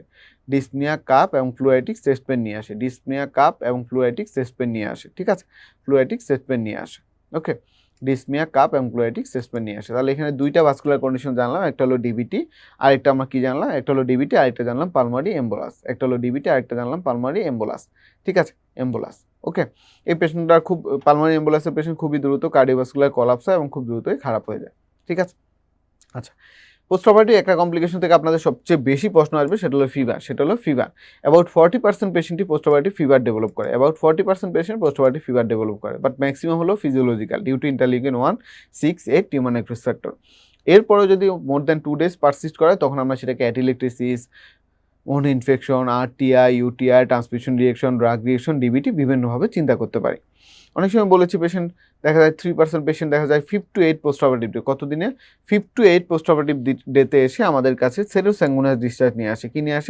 সেরোস্যাঙ্গুইনাস ডিসচার্জ নিয়ে আসে। তখন আমরা সেটাকে চিন্তা করবো ওন ডেইসেন্স। এটা যারা রিস্ক ফ্যাক্টর আছে, সিস্টেমিক ইলনেস আছে, ম্যালনারিশমেন্ট আছে, তাদের ক্ষেত্রে এটা common. Usually 5 to 8 post operative ডেতে সেরোস্যাঙ্গুইনাস ডিসচার্জ নিয়ে আসবে। Surgery specific complication most common আমরা অ্যাবডোমিনাল সার্জারি করি, এবং অ্যাবডোমিনাল সার্জারিতে মোস্ট কমন যেটা কমপ্লিকেশন সেটা হলো প্যারালাইটিক আইলিয়াস। মোস্ট কমন পেশেন্টে দেখা যায় প্যারালাইটিক আইলিয়াস। অপারেশন করার পর দেখা যাচ্ছে পেশেন্টের নশিয়া হচ্ছে, বমিটিং হচ্ছে, পেটটা একটু ফুলে গেছে, বাউলটা ডিস্টেনশন হয়ে গেছে, প্ল্যাটাস নেই, বাউল মুভমেন্ট নাই, তখন আমরা সেটাকে বলি প্যারালাইটিক আইলিয়াস। এটা একটা ট্রানজিয়েন্ট, পরবর্তীতে দেখা যায় আবার ধীরে ধীরে রিটার্ন হয়ে যায়। প্রথমে স্মল ইন্টেস্টাইন মোটিলিটি আসে, তারপর লার্জ বাউল, তারপর স্টোমাক, এটা আবার পেশেন্ট ঠিক হয়ে যায়। ঠিক আছে, প্যারালাইটিক আইলিয়াস। এছাড়া প্যারালাইটিক আইলিয়াস ছাড়া পেশেন্টের অ্যানাস্টোমেটিক লিকেজ হতে পারে, ব্লিডিং হতে পারে। অর্থোপেডিক্সের ক্ষেত্রে আমাদের কমন যেটা আমরা পেয়ে থাকি সেটা হলো কম্পার্টমেন্ট সিনড্রোম। দেখা যায় যেই কম্পার্টমেন্ট সিনড্রোম বা যেই অংশ নিয়ে আমরা কাজ করেছি তার ভিতরে প্রেশারটা বেড়ে গেল, ওই অস্টিওফেশিয়াল যে কম্পার্টমেন্ট তার প্রেশারটা বেড়ে গেল, তখন পেশেন্টের এই জায়গাটায় কম্পার্টমেন্ট সিনড্রোম হবে, সিভিয়ার পেইন হয়, ঠিক আছে, পেইন হয় পেশেন্টের। এরপর দেখা যায় যখন আমরা এটা ডেফিনেটিভ সার্জারি হলো, এইখানে ডেফিনেটিভ সার্জারি হলো ফ্যাসিওটমিস, ডেফিনেটিভ সার্জারি হলো ফ্যাসিওটমিস, ডেফিনেটিভ সার্জারি হলো ফ্যাসিওটমিস। একটা কম্পার্টমেন্ট সিনড্রোম যখন আসবে তার ডেফিনেটিভ সার্জারি হলো ফ্যাসিওটমিস। ফ্যাসিওটমি করলে প্রেশারটা রিলিফ হবে এবং পেশেন্ট ইমপ্রুভ করে যায়, ঠিক আছে। এছাড়া আমাদের অন্যান্য যারা সার্জারি আছে, neck surgery, thoracic surgery, neuro surgery, vascular surgery, সবার কিছু সিস্টেম রিলেটেড কমপ্লিকেশন থাকতে পারে, ঠিক আছে। আচ্ছা, এরপর আমাদের পোস্ট অপারেটিভ পেশেন্টের ড্রেইন ম্যানেজমেন্ট নিয়ে কিছু কথা থাকতে পারে, একটা ওন ম্যানেজমেন্ট কীভাবে হবে, সেগুলো আমাদের পরীক্ষার জন্য খুব বেশি গুরুত্বপূর্ণ না। আমরা তারপর একটা সময় যখন আসবে পেশেন্টকে আমরা ডিসচার্জ করে দেবো সবগুলো জিনিস, তার ডায়াগনোসিস, ট্রিটমেন্ট, ল্যাবরেটরি রেজাল্ট, এবং মোস্ট ইম্পর্টেন্ট যেটা অবশ্যই উল্লেখ করতে হবে সেটা হলো পেশেন্টের কোনো কমপ্লিকেশন হয়েছে কিনা। কারণ কমপ্লিকেশন না হলে এই পেশেন্টই যখন আপনার কাছে আবার কোনো কমপ্লিকেশন নিয়ে আসবে আপনি বুঝতে পারবেন না এটা কি পার অপারেটিভ কমপ্লিকেশন ছিল, পোস্ট অপারেটিভ কমপ্লিকেশন ছিল, না এটা নিউ অনসেট কমপ্লিকেশন। এই জন্য আমাদের সবসময় ডিসচার্জ লেটারে যেই কমপ্লিকেশনগুলো ফেস করেছি বা পেশেন্টের যেই ডেফিসিটগুলো হয়েছে সেগুলো উল্লেখ করে দিতে হবে। এই সবগুলো কাজ যদি আমরা করি পোস্ট অপারেটিভ পিরিয়ডে, তাহলে পেশেন্টের রিকভারিটা আর্লি হবে, এটাকে আমরা বলি এনহান্সড রিকভারি। একটা পেশেন্ট যখন আমার কাছে আসবে, প্রি অপারেটিভ তাকে ভালোভাবে অ্যাসেস করা, পার অপারেটিভ তাকে সুন্দরভাবে মোবিলাইজ করা, মোটিভেট করা, তার ট্রিটমেন্ট মিনিমাল ইনভেসিভ প্রসিডিওরটা মেনে চলা, পেইনটা কন্ট্রোল রাখা, পোস্ট অপারেটিভ তাকে আর্লি মোবিলাইজ করা, ফিজিওথেরাপি দেওয়া, এই সবগুলো যখন আমরা করব তখনই তার রিকভারিটিকে হবে এনহান্সড হবে। এটাকে বলি আমরা enhanced recovery after surgery, enhanced recovery after surgery, enhanced recovery after surgery. তাহলে এই অধ্যায়টা আপনার পরীক্ষার জন্য খুবই গুরুত্বপূর্ণ। এই অধ্যায় থেকে আপনার পরীক্ষায় অনেকগুলো প্রশ্ন আসার মতো আছে। একটা পোস্ট অপারেটিভ পেশেন্ট কীভাবে ইভালুয়েট করবেন, কোন সিস্টেমে কোন ধরনের ডিজিজ বা কোন ধরনের প্রেজেন্টেশন নিয়ে পেশেন্ট আসতে পারে, কি জেনারেল তার কমপ্লিকেশন কী কী হতে পারে, সিস্টেমিক কোন অর্গানে কোন কমপ্লিকেশন কেন হবে, আমাদের সার্জারি স্পেসিফিক কমপ্লিকেশন কোন সার্জারিতে কোনটা কমন হবে, কিভাবে প্রেজেন্ট করবে, এগুলো আপনার পরীক্ষার জন্য গুরুত্বপূর্ণ, ঠিক আছে। এরপরে আসেন আমাদের যেটা last chapter, nutrition and fluid therapy. এটা খুব মজার চ্যাপ্টার, একদম ইজি একটা চ্যাপ্টার, এটা পড়তে ভালো লাগে কারণ এটা পড়তে কোনো কষ্ট হয় না। আমাদের কাছে যখন একটা পেশেন্ট আসে, স্টারভেশনের পেশেন্ট, নিউট্রিশন অধ্যায়টা শুরু হয়েছে স্টারভেশন পেশেন্টের বিভিন্ন কারণ হতে পারে। ধরেন এই যে আমাদের রিসেন্ট ধরে নেন যে একটা হয়তো তুরস্কে একটা ভূমিকম্প হয়েছে, অথবা ধরে নেন কোথাও একটা প্লেন বা ক্র্যাশ করেছে, অথবা কোথাও একটা বড় কোনো ন্যাচারাল ডিজাস্টার হয়ে গিয়েছে। এরকম জায়গায় অনেক সময় দেখা যায় যে পেশেন্টগুলো যারা থাকে তারা একটা লম্বা সময় টোটালি আউট অফ নিউট্রিশন থাকে, নট সলিড নট লিকুইড। এই যে লম্বা একটা সময় পেশেন্ট যখন স্টারভেশনে থাকে তখন পেশেন্টের বডিতে একটা ট্রামাটিক রেসপন্স হয়। বডি চেষ্টা করে তাকে সেভ করার জন্য। আমাদের বডি এই সময়টা কি সেভ করার জন্য চেষ্টা করে? আসলে বডি চেষ্টা করে ভাইটাল অর্গান সেভ করার জন্য। বডির মূল টার্গেট থাকে ভাইটাল অর্গান, স্কিন বা জিআইটি, এগুলোকে সে স্যাক্রিফাইস করে। এখন তার মূল টার্গেট থাকে ব্রেন, লাং, কিডনি, এদেরকে সে কোনো না কোনোভাবে বাঁচায় রাখার চেষ্টা করে। সে জানে এরা বাঁচায় থাকলে, এরা যদি বেঁচে থাকে তাহলে সে বেঁচে থাকতে পারবে। এই যে জায়গাগুলো করার জন্য বডি তখন একটা হিউজ রেসপন্স হয়। ওই যে আমরা প্রথম অধ্যায়তে পড়ে আসছি মেটাবলিক রেসপন্স টু ইনজুরি, একদম সেম রেসপন্সটা একটা স্টারভেশনের পেশেন্টের হবে। একটা পেশেন্ট যখন স্টারভেশনে যাবে তার বডিতেও নিউরোএন্ডোক্রাইন রেসপন্স কাজ করবে, তার বডিতে সিম্প্যাথেটিক অ্যাক্টিভিটি বেড়ে যাবে, তার বডিতে হরমোনাল অ্যাক্টিভিটির মধ্যে অ্যাড্রেনালিন, কর্টিসল, তার যে সিক্রেশন বেড়ে যাবে, ইনসুলিন লেভেলটা কমে যাবে। টিপিক্যাল একদম আমাদের ট্রমা রেসপন্সের মতো। এই পেশেন্টের বডিতেও তখন বডি চেষ্টা করবে গ্লুকোজটাকে নতুন গ্লুকোজ তৈরি করার জন্য, বডিটাকে সেভ করার জন্য। দ্যাটস ওয়াই পেশেন্টের গ্লুকোনিওজেনেসিস হবে। আর গ্লুকোনিওজেনেসিস করতে গেলে সে তার গ্লাইকোজেন স্টোর ভাঙবে, গ্লাইকোজেনোলাইসিস হবে। সে তার ফ্যাট স্টোর ভাঙবে, সেটাকে অ্যাডিপোসাইট লাইপোলাইসিস বলে, সেটা হবে। সে তার প্রোটিন ডিগ্রেডেশন করবে। এই সবগুলো ঘটনা ঘটবে শুধুমাত্র সে গ্লুকোনিওজেনেসিস করার জন্য। অর্থাৎ অ্যাজ এ হোল বডিতে সেম রেসপন্স লাইক ট্রমা হবে। বাট এই যে বডি যখন এরকম একটা রেসপন্স হবে, একটা পর্যায়ে এসে 24 থেকে 48 ঘন্টা পর বডি আর ফুয়েল পাবে না। তখন বডি তার কিটোন বডিটাকে ফুয়েল হিসেবে নিয়ে নিবে। মূলত আমাদের সেন্ট্রাল নার্ভাস সিস্টেম বা ব্রেইন কিটোন বডিকে ফুয়েল হিসেবে নিয়ে নেয়। এটাকে বলা হয় অ্যাডাপটিভ কিটোজেনেসিস। এটা স্টারভেশনের জন্য স্পেশাল। এটা ট্রমা বা ইনজুরি বা সার্জারিতে হয় না, কিন্তু এটা আমাদের এই স্টারভেশনের পেশেন্টের ক্ষেত্রে কমন। অ্যাডাপটিভ কিটোজেনেসিস, এটা পরীক্ষায় এসবি আসে। এই ঘটনাগুলো স্টারভেশনের পেশেন্টের ঘটবে। এখন একটা পেশেন্ট স্টারভেশনে আছে বা ম্যাল নারিশমেন্ট আছে, অথবা আপনি অনেক সময় দেখা যায় সার্জন মানুষ, পেশেন্টকে এনপিও রাখছেন, রাখতে রাখতে এনপিও 2 দিন 3 দিন পার হয়ে যাচ্ছে। এটার কারণে অনেক সময় পেশেন্ট কিন্তু আয়াট্রোজেনিক স্টারভেশনে পড়ে যায়। এই ঘটনাগুলো ঘটার পর আমার পেশেন্টকে ইভ্যালুয়েট করতে হবে। একটা পেশেন্ট যখন আমার কাছে আসবে স্টারভেশন নিয়ে, একটা তো হলো তার জেনারেল লুকিং। আমি যখন পেশেন্টের দিকে তাকাবো তখনই আমি বুঝতে পারবো যে পেশেন্টের লুকিংটাই একটু ইল লুকিং থাকবে। দেখে বোঝা যাবে পেশেন্ট একটু ম্যাল নারিশড, পেশেন্ট একটু ডিহাইড্রেটেড, স্কিন থিকনেসটাকে একটু পাতলা মনে হবে যে একটু মাসল ওয়াস্টিং আছে। এটা তো আমি জেনারেল লুকিং। প্লাস আমি পেশেন্টকে যখন একটু এক্সামিনেশন করব, আমি তার মাসল থিকনেসটা দেখব, স্কিন ফোল্ড থিকনেসটা দেখব, তাকে জিজ্ঞেস করবো যে লাস্ট 3 or 6 মান্থে তার ওয়েট লসের পরিমাণটা কেমন হয়েছে। এর পাশাপাশি আমি কিছু ইনভেস্টিগেশন করতে পারি। যখনই এরকম একটা ট্রমা বা ইনজুরি হয়, তখন আমরা জানি যে পেশেন্টের বডিতে সিআরপি, ফিব্রিনোজেন বেড়ে যায়, এটাকে বলা হয় পজিটিভ রিঅ্যাকটেন্স, এবং অ্যালবুমিন কমে যায়, এটাকে বলা হয় নেগেটিভ রিঅ্যাকশনস। আপনারা সবাই জানেন সিআরপি, ফিব্রিনোজেন বেড়ে যায় এবং আমাদের অ্যালবুমিন কমে যায়। যেটা বেড়ে যায় সেটাকে বলি পজিটিভ রিঅ্যাকটেন্স, যেটা কমে যায় সেটাকে আমরা বলি নেগেটিভ রিঅ্যাকটেন্স। এবং এই ঘটনাটা ঘটে আমাদের ইনফ্লামেটরি মেডিয়েটরসের জন্য। মোস্ট ইম্পর্টেন্ট যে মেডিয়েটরসরা কাজ করে তার নাম হলো ইন্টারলিউকিন 6, তার নাম হলো ইন্টারলিউকিন 6, তার নাম হলো ইন্টারলিউকিন 6। এইখানে আপনি তাহলে তাকে কিছু বায়োকেমিক্যাল টেস্ট দিবেন, দিয়ে দেখবেন যে সিআরপি বাড়লো কিনা, অ্যালবুমিন কমলো কিনা, সেটাও আপনাকে ভালো একটা ইন্ডিকেট করবে।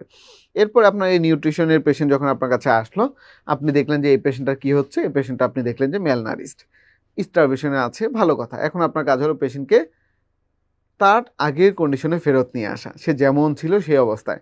প্রথম আপনি তাকে কি করবেন, ফ্লুইড থেরাপি দিবেন। আপনি তাকে ক্রিস্টালয়েড দিতে পারেন, কলেট দিতে পারেন।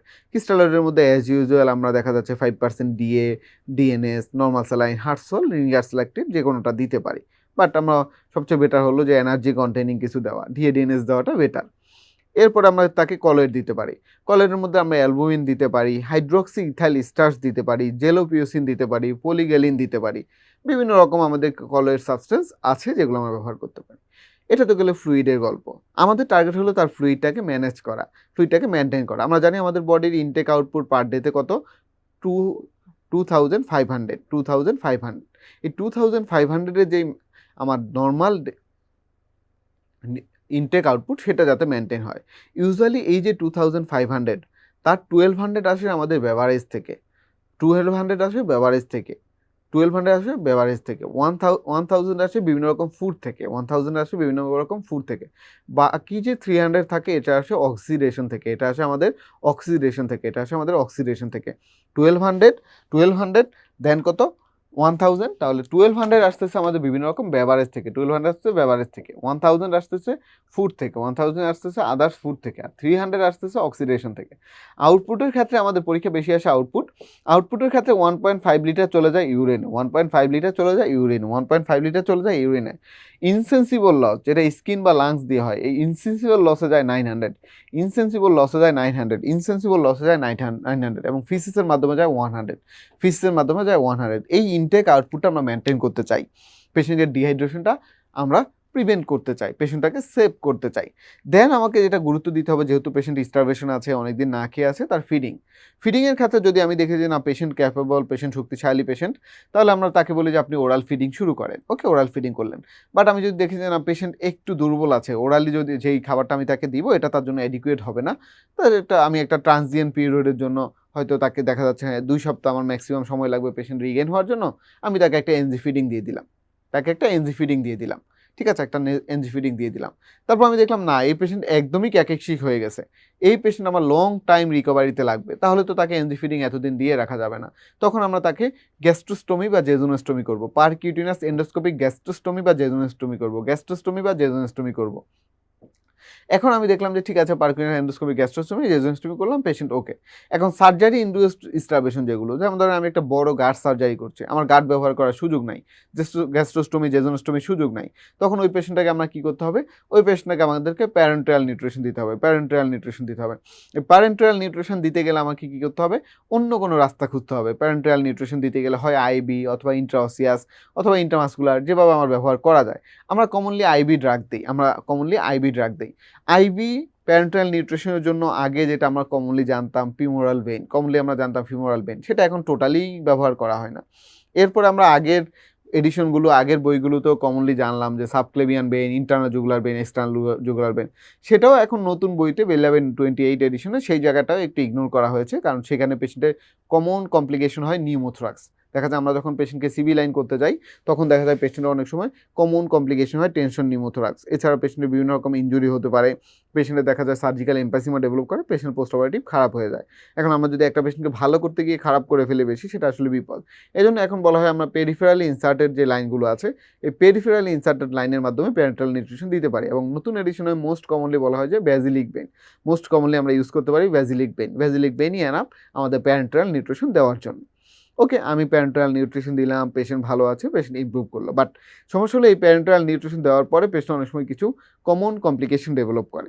দেখা যায় একটা প্যারেন্টাল নিউট্রিশন আমি যখন খাচ্ছি, আমার কার্বোহাইড্রেট কতখানি লাগবে, লিপিড কতখানি লাগবে, ফ্যাট কতখানি লাগবে, ভিটামিন B12 কতখানি লাগবে, ভিটামিন ডি কতখানি লাগবে, সেটা আমার বডি মেজার করে সে ওই হিসাব করে অ্যাবজর্ব করে।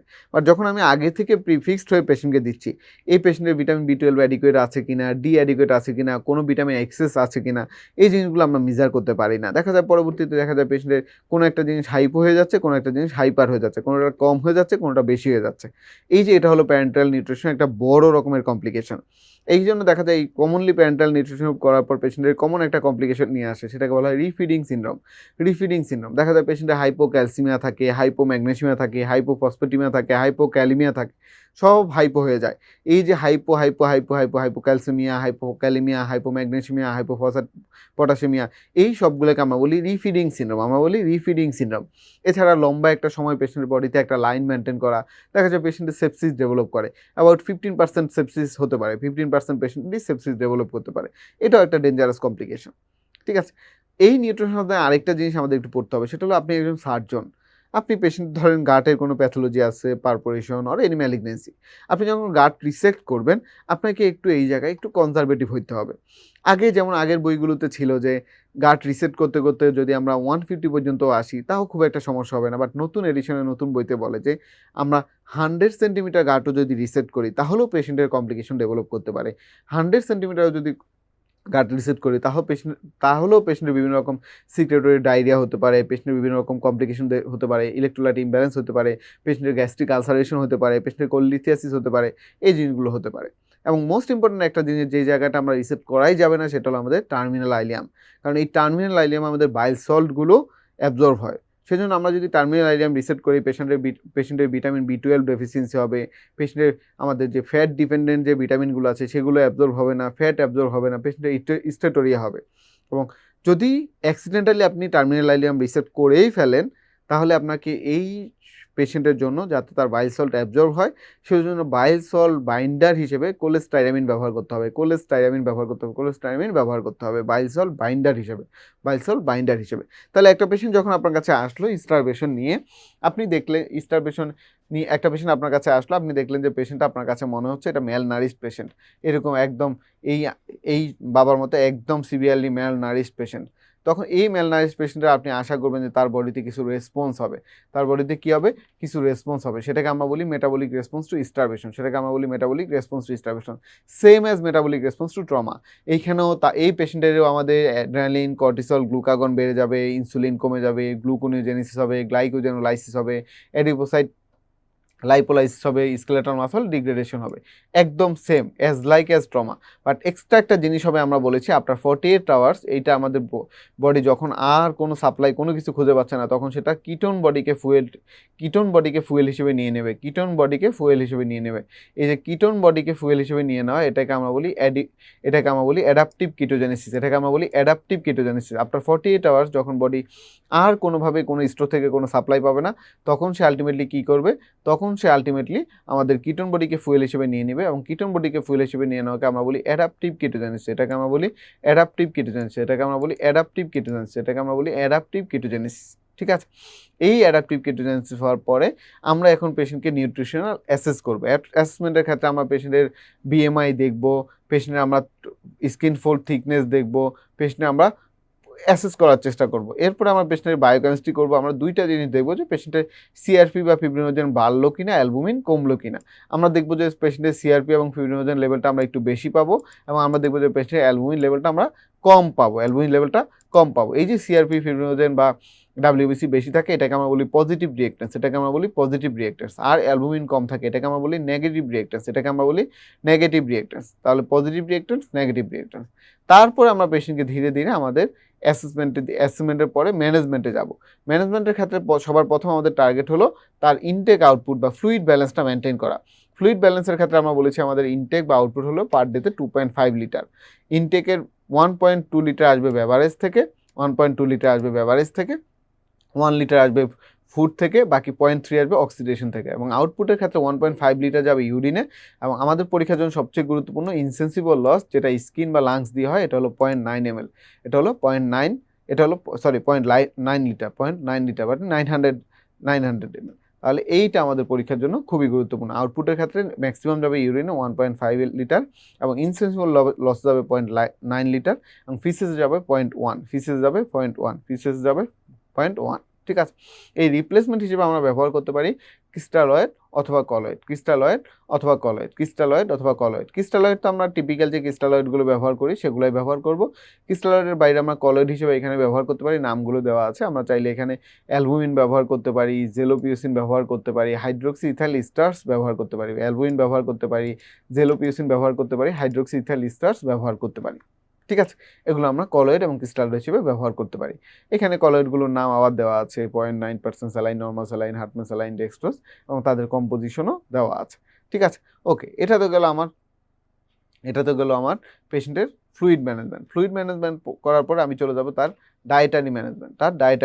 ডায়েটারি ম্যানেজমেন্ট করার আগে আমার তার নিউট্রিশনাল রিকোয়ারমেন্টগুলো রেগুলার ফলো আপ করতে হবে, যে আমরা তার কি অবস্থা আছে, কেমন অবস্থা আছে। ভিটামিন B12টা আমার প্রতি 28 দিন পর একটু টেস্ট করতে হবে, ভিটামিন ডিটা প্রতি 3 মাস পর একটু টেস্ট করতে হবে।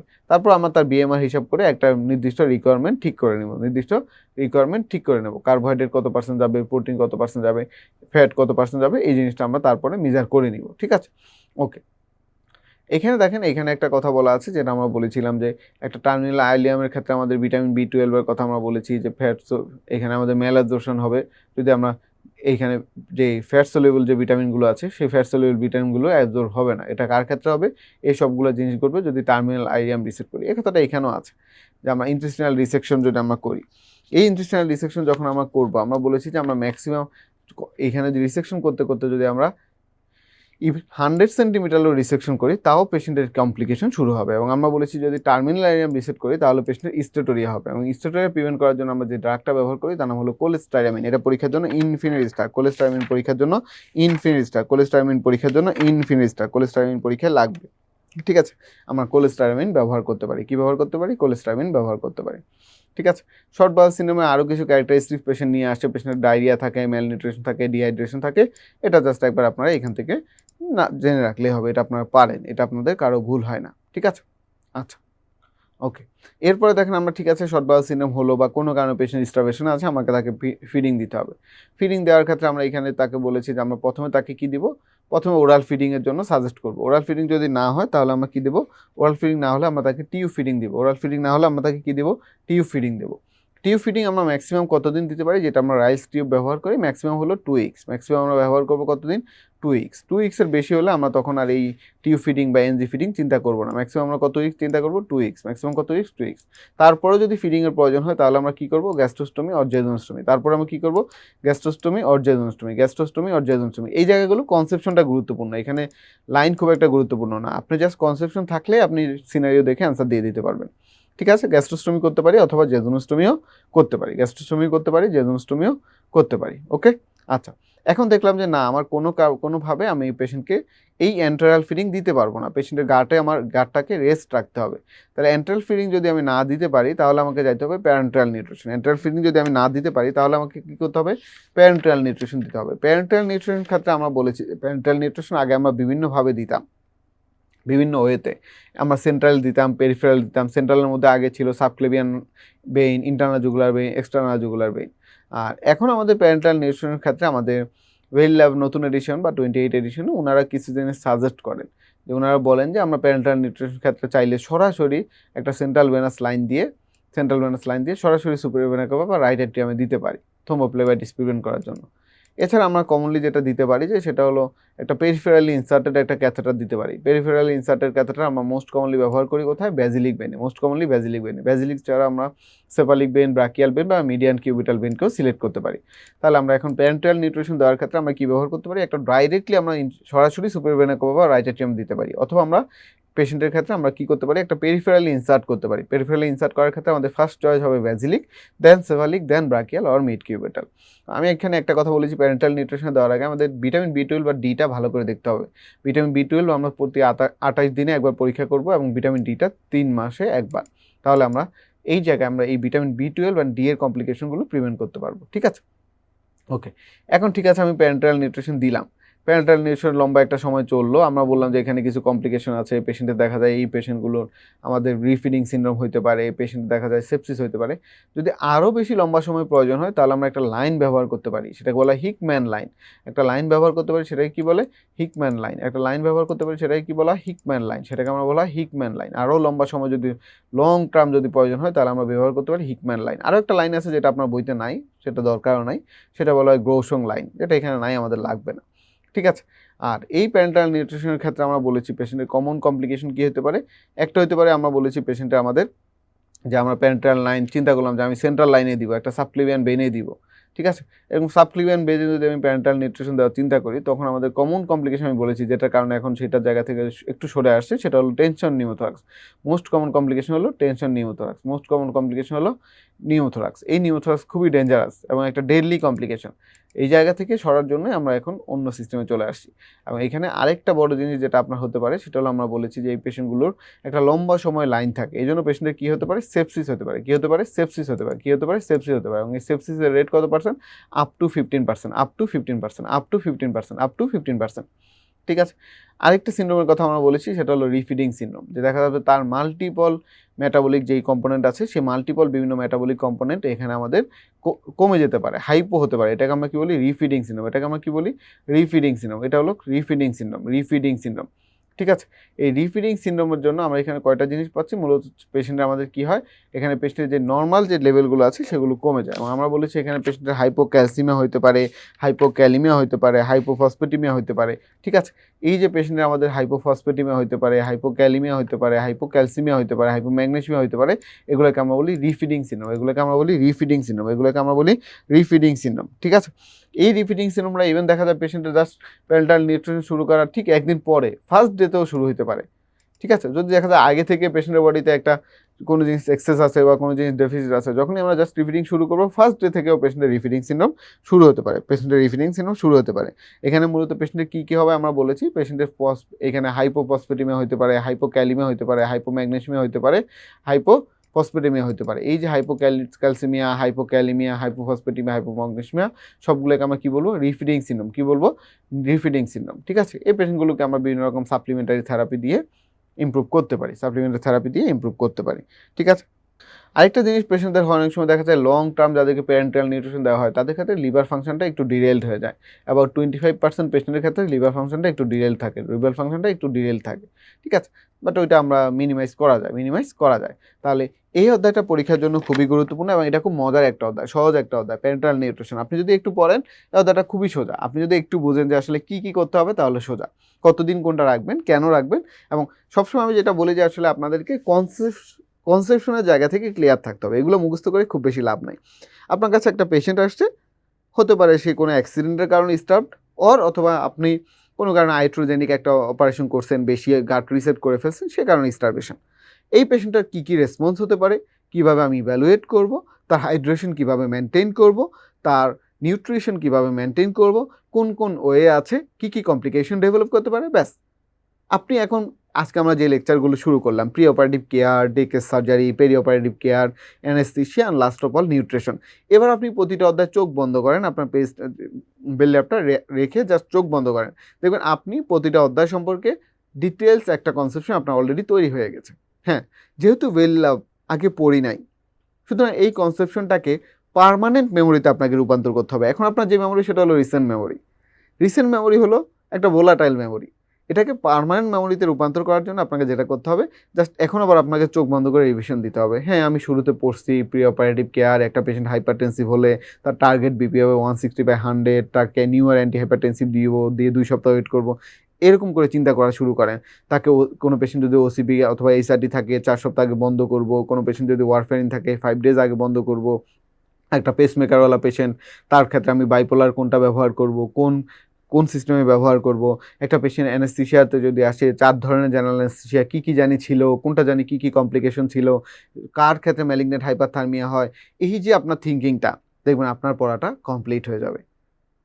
একদম আপনি নিজে আপনার জায়গা থেকে পুরোটা রেডি করে ফেলতে পারবেন। ঠিক আছে? তাহলে পড়াশোনা খুবই ইজি। এখন আপনার কাজ হলো আজকেই বেল ল্যাপটপ শেষ করবেন। আজকেই। আমি সবসময় বলি যে লেকচারটা আমার জায়গা থেকে আমি নিব, ম্যাক্সিমাম পড়া আমি ক্লাসে বলে দেওয়ার চেষ্টা করি এবং ওই পড়াটা আপনি ওই দিনে শেষ করবেন। আজকে মানে আজকেই। বাকি 5 দিন আপনি কী করবেন? আপনার ভালো লাগলে আপনি আরও পড়বেন, ভালো লাগলে অন্য টপিকস পড়বেন, ভালো লাগলে প্রিভিয়াস কোনো টপিকস রিভিশন দিবেন। কিন্তু আজকের পড়াটা আপনাকে আজকেই কমপ্লিট করতে হবে। এবং এরপর আপনি আপনার যেই বইগুলো আছে, আমাদের এসবিএ পার্ল বলেন বা যেই বইগুলো আপনি ফলো করেন, অথবা ইন্টারন্যাশনাল কোনো যদি আপনি সাইট ফলো করেন, ইএমআর সিরিজ যদি ফলো করেন, ওইখানে গিয়ে কোশ্চেনগুলো সলভ করবেন। আমার মনে হয় ম্যাক্সিমাম কোশ্চেন আপনি এখন অ্যান্সার দিতে পারবেন এবং যত কঠিন জটিল প্রশ্নই আসুক, ইএমআর সিরিজ ফার্স্ট টেস্ট সবই আপনি একটু কনসেপশনের জায়গা থেকে একটু চিন্তা করলে অ্যান্সার দিতে পারবেন। তো সবার জন্য অনেক শুভকামনা। আর আপনারা অবশ্যই পরীক্ষা ভালো করবেন ইনশাল্লাহ, একদমই টেনশন করার কোনো দরকার নাই। পার্ট 1 সার্জারি এটা কোনো সহজ রাস্তা না, কিন্তু আপনারা পারবেন, কারণ আপনারা চেষ্টা করছেন, আপনাদের ডেডিকেশন আছে, এটা হয়ে যাবে ইনশাল্লাহ। শেষে একটাই জিনিসই বলবো যে যেহেতু বেলি লাভ এবং বেলি লাভ আপনার লাগবেই, এটাকে এনজয় করেন। এটা পড়াটা খুব একটা কঠিন না, প্রতিটা অধ্যায়ে আমরা একটা মিনিমাম পড়ি এবং এর মধ্যে থেকে পরীক্ষা ইনশাল্লাহ সবগুলো প্রশ্ন, সব রকম টপিকস কমন আসবে। আপনার কাজ হলো কনসেপশনটা ক্লিয়ার রাখে, পড়াটা আজকেই গুছায় ফেলা এবং পড়া বেল ল্যাব অবশ্যই বেল ল্যাব থেকেই পড়া। ঠিক আছে? তো সবার জন্য অনেক শুভকামনা, সবাই ভালো থাকবেন। আর আপনার টেবিলে অবশ্যই সবসময় একটা প্র্যাকটিসিং বুক, সেটা আপনি যেই বইটাই ফলো করেন সেটা রাখবেন। একটা সামারাইজ বুক আপনি রাখতে পারেন, সেক্ষেত্রে আপনি জাস্ট আমাদের শিটটা অথবা যে অ্যাসেন্স অফ ওয়েল লাভ, এগুলো আপনি জাস্ট আপনার হেল্পিং হ্যান্ড হিসেবে রাখতে পারেন, নট আপনার প্রাইমারি বুক হিসেবে। Primary book should be well love, must be well love. তো সবাইকে অনেক অনেক শুভকামনা, সবাই ভালো থাকবেন। আসসালামু আলাইকুম।